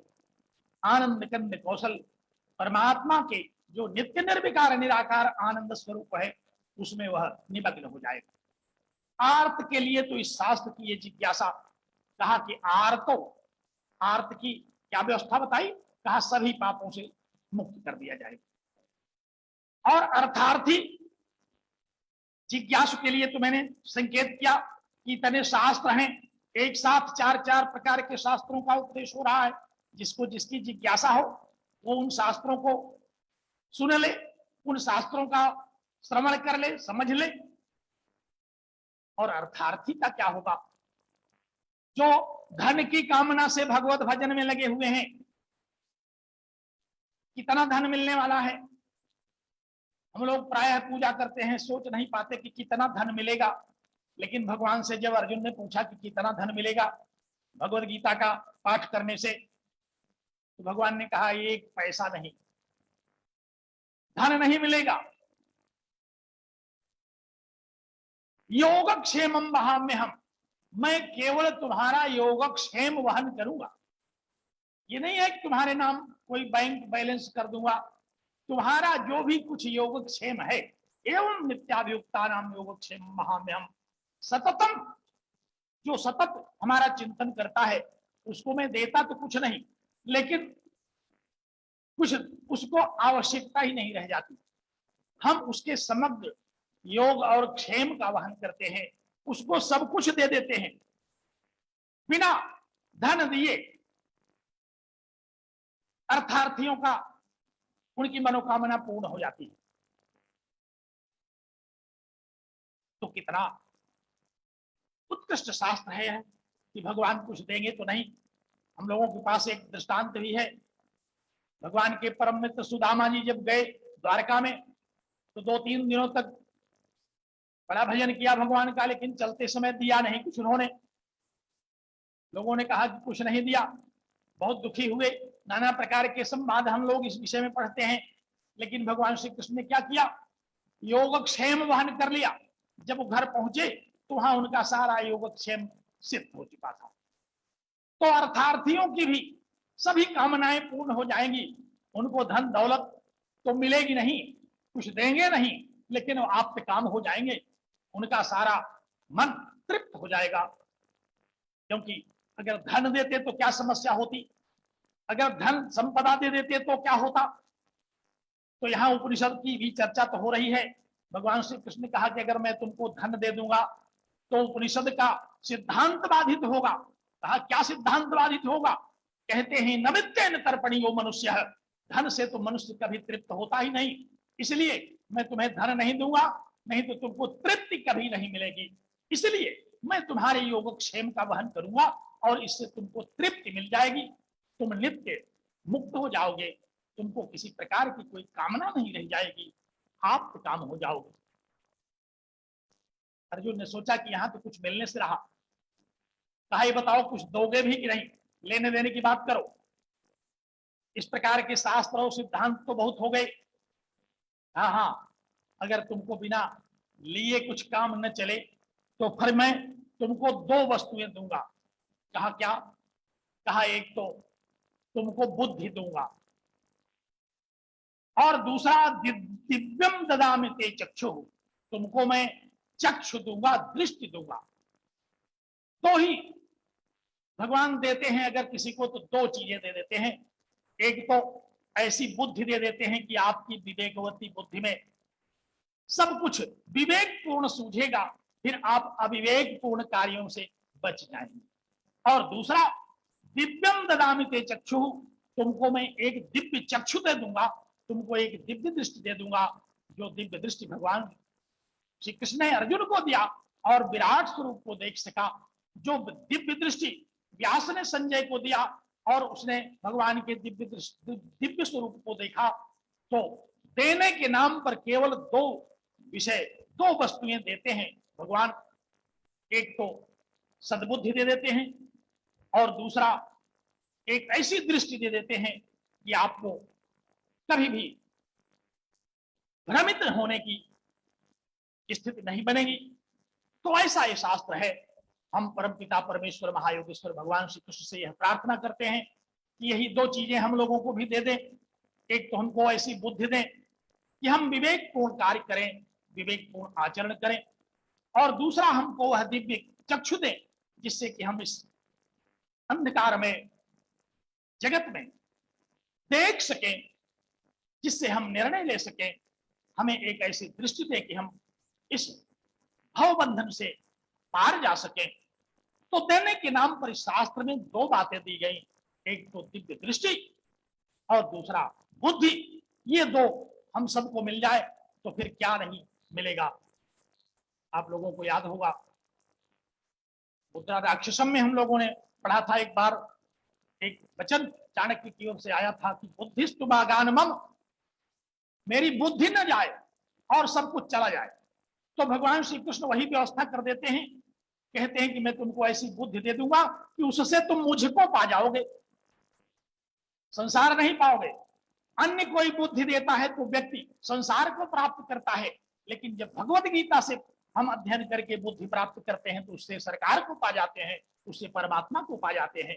ऐसी बुद्धि इस गीता शास्त्र से हमें मिलती है। और जब हम अन्य दृष्टियों से देखते हैं तो संसार को देखते हैं, लेकिन जब भगवत गीता की दृष्टि से देखते हैं, जो दृष्टि भगवान श्री कृष्ण ने अर्जुन को दी, दिव्य दृष्टि, तो फिर हम भगवान को देखते हैं, तभी हम भगवान का दर्शन करते हैं। तो आज इस कार्यक्रम में पर्याप्त विलंब हो गया। बोलने के लिए तो बहुत प्रिय विषय है हम लोगों का, इस पर बड़ी चर्चाएं होने में बड़ा आनंद आता है। मैं धन्यवाद देता हूं आज के चंद्रकांत जी को, जिन्होंने इस विषय पर संयोजन किया और मुझे भी थोड़ी देर बोलने का अवसर दिया। तो भगवत गीता का श्रवण, भगवत गीता का मनन, यही हम लोगों का एकमात्र उद्देश्य हो, और इसी से हमको बुद्धि भी मिलेगी, दिव्य दृष्टि भी मिलेगी, और इसी से हमारा जीवन भी तर जाए। तरत शोकमात्मित, शुद्ध कहती है हमारी शोक को तर जाता है जो आत्मवेत्ता होता है। और आत्मवेत्ता कौन होता है? जिसका ज्ञान निर्मल हो जाता है, जिसकी बुद्धि निर्मल हो जाती है, नितांत निर्मल अंतःकरण जिसका हो जाता है, ऐसी बुद्धि से ही तरत शोकम, शोक को वही पार कर पाता है जिसकी बुद्धि निष्कलुष हो, जिसकी बुद्धि विवेकवती हो, परम सात्विक हो, और जिसको एक ऐसी दृष्टि भगवत कृपा से मिल जाए जो कि भ्रमित न हो। तो ऐसे दो तत्व हैं जिनको हम प्राप्त करके अपने जीवन को धन्य कर सकते हैं। इन्हीं शब्दों के साथ मैं आप सब लोगों को, जिन लोगों ने इतना समय दिया श्रवण करने के लिए, आज हमारे विश्वविद्यालय के दो विश्वविद्यालय के, इलाहाबाद विश्वविद्यालय और जगत गुरु रामानंदाचार्य विश्वविद्यालय के बड़े बड़े आचार्य इस कार्यक्रम से जुड़े हुए हैं।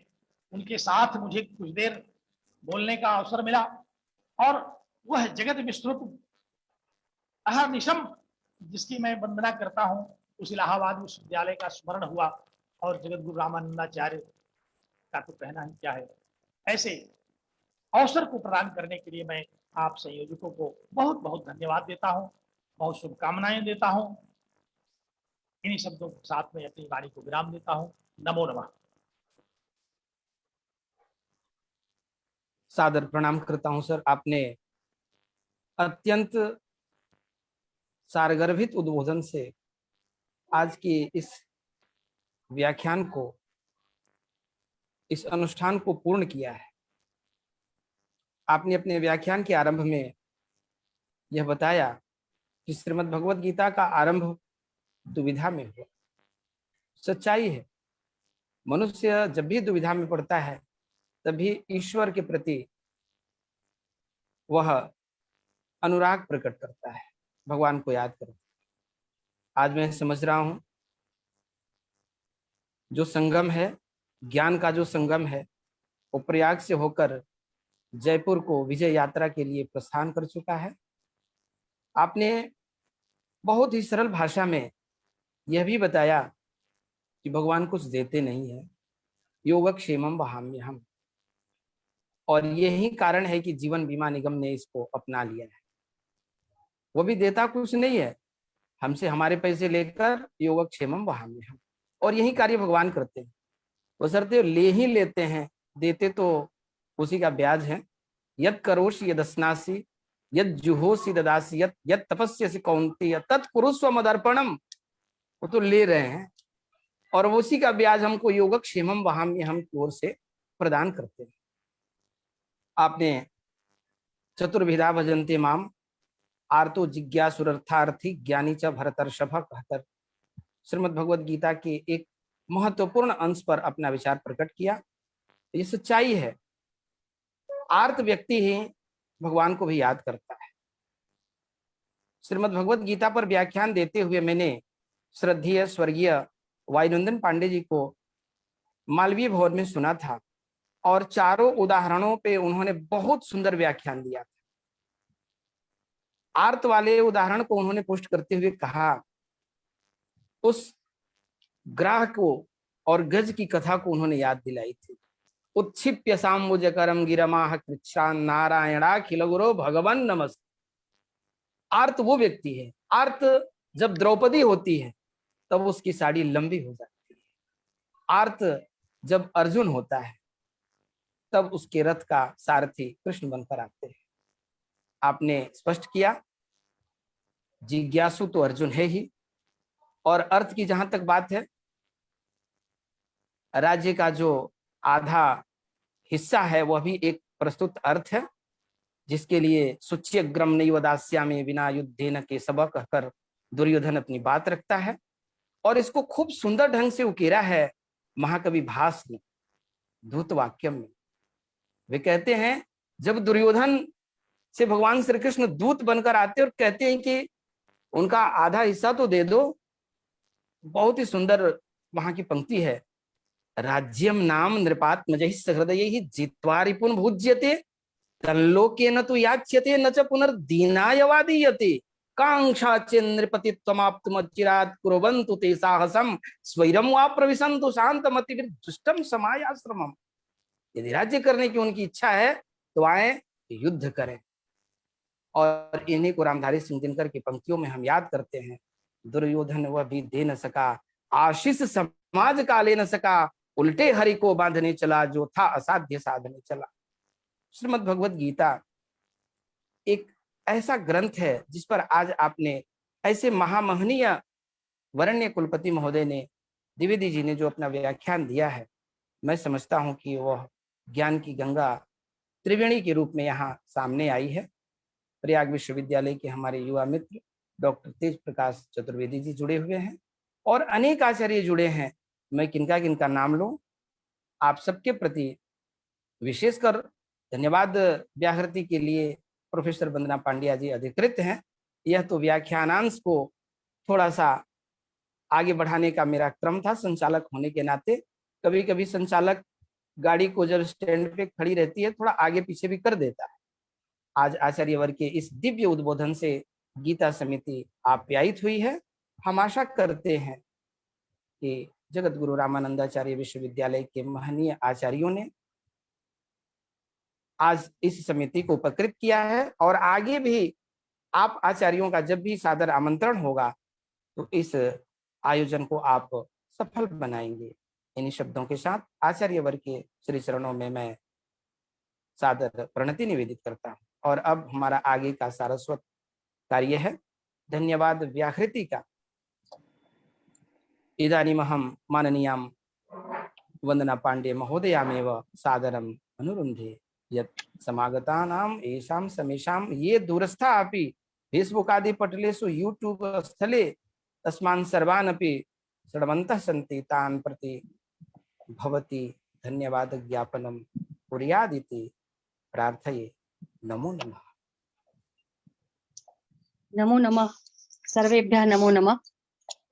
सर्वप्रथम आज ये जो श्रीमद् भगवद गीता पर व्याख्यान हो रहा है, जगत गुरु रामानंदाचार्य राजस्थान संस्कृत विश्वविद्यालय जयपुर, सर्वोदय स्नातकोत्तर महाविद्यालय घोसी मऊ, चातुर्वेद संस्कृत प्रचार संस्थान काशी उत्तर प्रदेश, इनके संयुक्त तत्वाधान में विश्व संस्कृत कुटुंबकम के मुख्य पटल समूह पर ऑनलाइन माध्यम से ये 20वीं जो पाक्षिकी प्रस्तुति है, इसके लिए हमारे बीच जो सभाध्यक्ष हैं माननीय कुलपति जी प्रोफेसर राम सेवक दुबे जी, गुरु जी को मैं बारंबार प्रणाम करती हूँ। मम ध्वनि सम्यक रूपेण आगच्छति? आम आयाति। धन्यवाद। गुरुदेव जी को मैं सम्यक बारंबार प्रणति निवेदन करती हूँ। आपका बहुत अद्भुत व्याख्यान सुनने को मिला गीता पर, और बहुत सारे लोग जिनमें से मैं भी हूँ, इस पक्ष को इधर ध्यान ही नहीं गया था और हम लोग गीता का पाठ करते थे और अंत में ये पुष्पिका में जो वाक्य है इसको भी पढ़ते थे, लेकिन आज आपने इतना अद्भुत इसका अर्थ बताया जिससे हम लोग उपकृत हुए। और गुरु जी का जो व्याख्यान था वो इतना अद्भुत था कि लग रहा था बहुत थोड़े समय का था, समय बीत गया पता ही नहीं चला। और मैं आकांक्षी रहूंगी कि आपका फिर एक बार व्याख्यान हो और हम लोगों को और अधिक सुनने का अवसर मिले। बहुत हम लोग कृतकृत्य हुए आपके व्याख्यान को सुन के, बहुत ही विद्वत्तापूर्ण था और बहुत ही रोचक था, बहुत ही सरल शैली में था। इसके लिए हम सभी लोग आपके आभारी हैं, आपका भूयशः धन्यवाद करते हैं। हमारी इस सभा की मुख्य वक्त्री बहन निरुपमा त्रिपाठी जी, जो कि एसोसिएट प्रोफेसर संस्कृत पाली प्राकृत एवं प्राच्य भाषा विभाग इलाहाबाद विश्वविद्यालय प्रयागराज में हैं, उन्होंने भी बहुत ही तथ्यपूर्ण आयुर्वेद और श्रीमद् भगवत गीता में जो रसायन शास्त्र विषय को लेकर के, आयुर्वेद विषय को लेकर के उन्होंने जो अपना शोध पत्र पढ़ा है, बहुत ही गंभीर शोध पत्र था। बहन ने बहुत ही तथ्य सभी शास्त्रों से, आयुर्वेद के शास्त्रों से भी और श्रीमद् भगवत गीता के भी समस्त अध्यायों से, चाहे वो मनोवैज्ञानिक यानी आदि और व्याधि दोनों पक्षों को उन्होंने लिया। मनोवैज्ञानिक अध्ययन भी था उसमें, जो हमारे मानसिक व्याधियां हैं उनका क्या उपचार है, हमारी जो शारीरिक व्याधियां हैं उनके लिए कैसे आहार विहार होने चाहिए, उसको भी उन्होंने समायोजित किया। उनका भी शोध पत्र बहुत ही विद्वत्तापूर्ण था, बहुत ही अद्भुत था। उनका भी मैं बारंबार हृदय से धन्यवाद ज्ञापित करती हूँ अपनी तरफ से भी, और अपने सभा भवन में हमारे विद्यमान यूट्यूब पर, फेसबुक पर और इस में लिंक में जुड़े हुए जो लोग हैं उन सभी विद्वानों की तरफ से भी, समस्त शोध छात्राओं की तरफ से भी, और भी जो ज्ञात लोग हैं उन सब की तरफ से भी मैं आपका भी बहुत बहुत धन्यवाद ज्ञापन करती हूँ। और इसी क्रम में एक आचार शास्त्र पर भी एक शोध पत्र, एक पत्र पढ़ा था, शंभुनाथ झा जी ने पढ़ा था, मैं सही बोल रही हूँ? शंभुनाथ झा जी ने पढ़ा था, उनका भी बड़ा ही अद्भुत व्याख्यान था। और कैसे उन्होंने आचार को लेकर के मिथ्याचार, वर्णाचार, गानाचार, स्त्रियों का आचार और नाना प्रकार के आचारों का उन्होंने विवेचन किया, और उसमें मिथ्याचार, दंभाचार, ये सब आसुरी प्रवृत्तियों को कैसे उद्घाटित करती हैं, और बाकी जो आचार है हमारे, जो सदाचार को हमारे उद्घाटित करते हैं, और सदाचार किस तरह से दैवी संपदा को प्रदान करने वाली है, और जो हमारे मिथ्याचार हैं वो किस तरह से आसुरी संपदा का जो है बढ़ाने वाले हैं, और एक बंधन करने वाली है और एक मुक्ति देने वाली है। बड़े अच्छे से इन्होंने भी इसको व्याख्यापित किया। हम लोग आपका भी बारंबार धन्यवाद ज्ञापन करते हैं, बहुत ही अद्भुत शोध पत्र आपका भी था, और इस विषय पे भी और लंबा व्याख्यान हो सकता था, समय की सीमा थी, इससे बहुत सारा हम लोग विस्तार से सुन नहीं पाए। अवसर मिलेगा तो कभी इस पर और चर्चा होगी। और इस सभा का संचालन करने वाले हमारे जो अनिल कुमार तिवारी जी हैं, जो बीच बीच में मंच को सही में संचालित कर दे रहे हैं, आंदोलित कर दे रहे हैं, आपका मैं भूरिशः धन्यवाद ज्ञापन करती हूँ। और मंगलाचरण जिन्होंने किया, आचार्य ललिता सिंघल जी, बहुत ही सुंदर महोदया ने गीता पाठ किया, उनका भी मैं धन्यवाद ज्ञापन करती हूँ। और मंगलाचरण आचार्य शिवम मिश्र जी ने किया, उनका भी मैं हृदय से धन्यवाद ज्ञापन करती हूँ।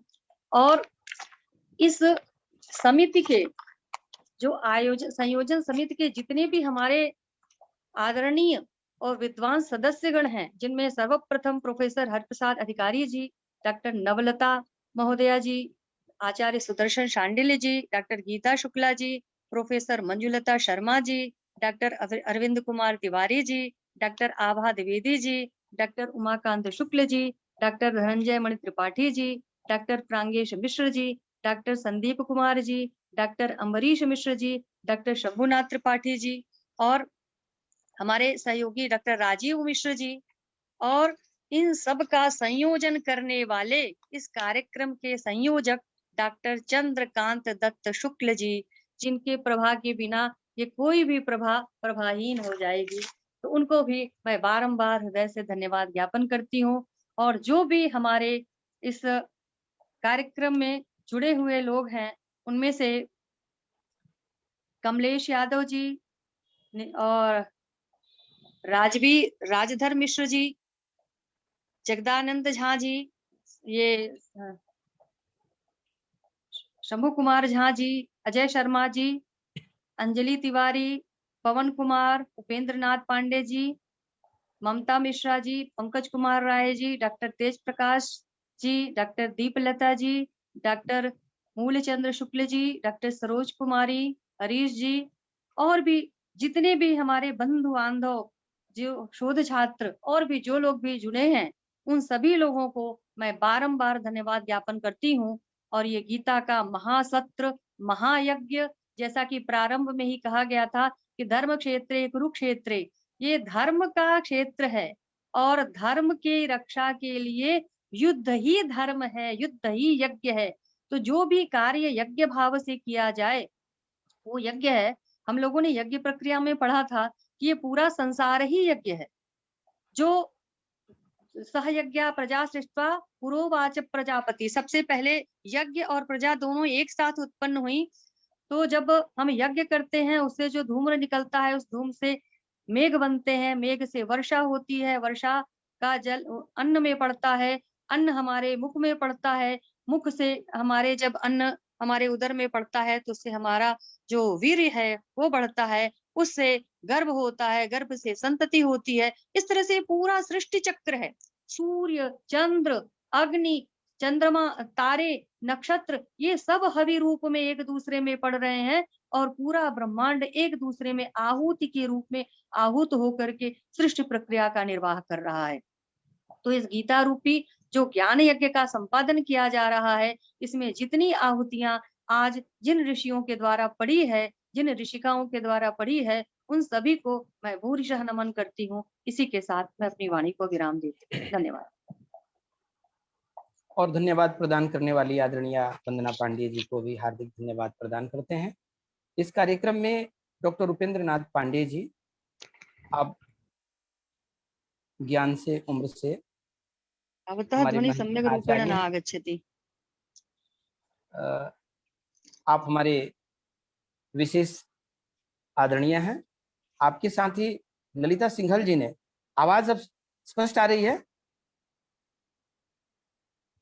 गीता पाठ किया आपके प्रति भी, और अनेक हमारे मित्र इसमें जुड़े हुए हैं।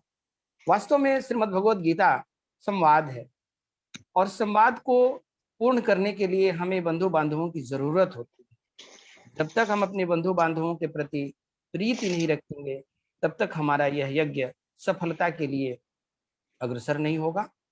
इसी बात को तो स्पष्ट करते हैं, कर्तव्यो बंधु भी स्नेह विस्मर्तव्य गुणेतराः संबंधो बंधु भी श्रेयान लोकयोरुभयोरपि। श्रीमद् भगवद गीता का यह संवाद आज दिग दिगंत तक जो प्रसिद्ध हो रहा है, उसके सूत्रधार डॉक्टर चंद्रकांत दत्त शुक्ल जी के पुत्र का आज जन्मदिन है जिसमें वो व्यस्त हैं।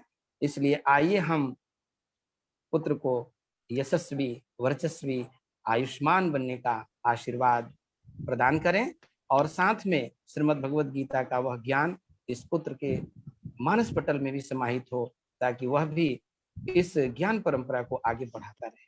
अब अंत में मैं शांति पाठ के द्वारा इस कार्यक्रम को आप सबकी अनुमति के साथ पूर्णता की ओर ले चलना चाहूंगा।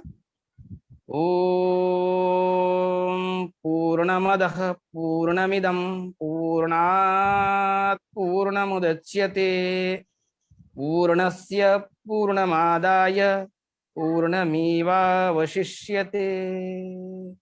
ओम शांति शांति शांति। सर्वेभ्यो नमो नमः। नमो नमः।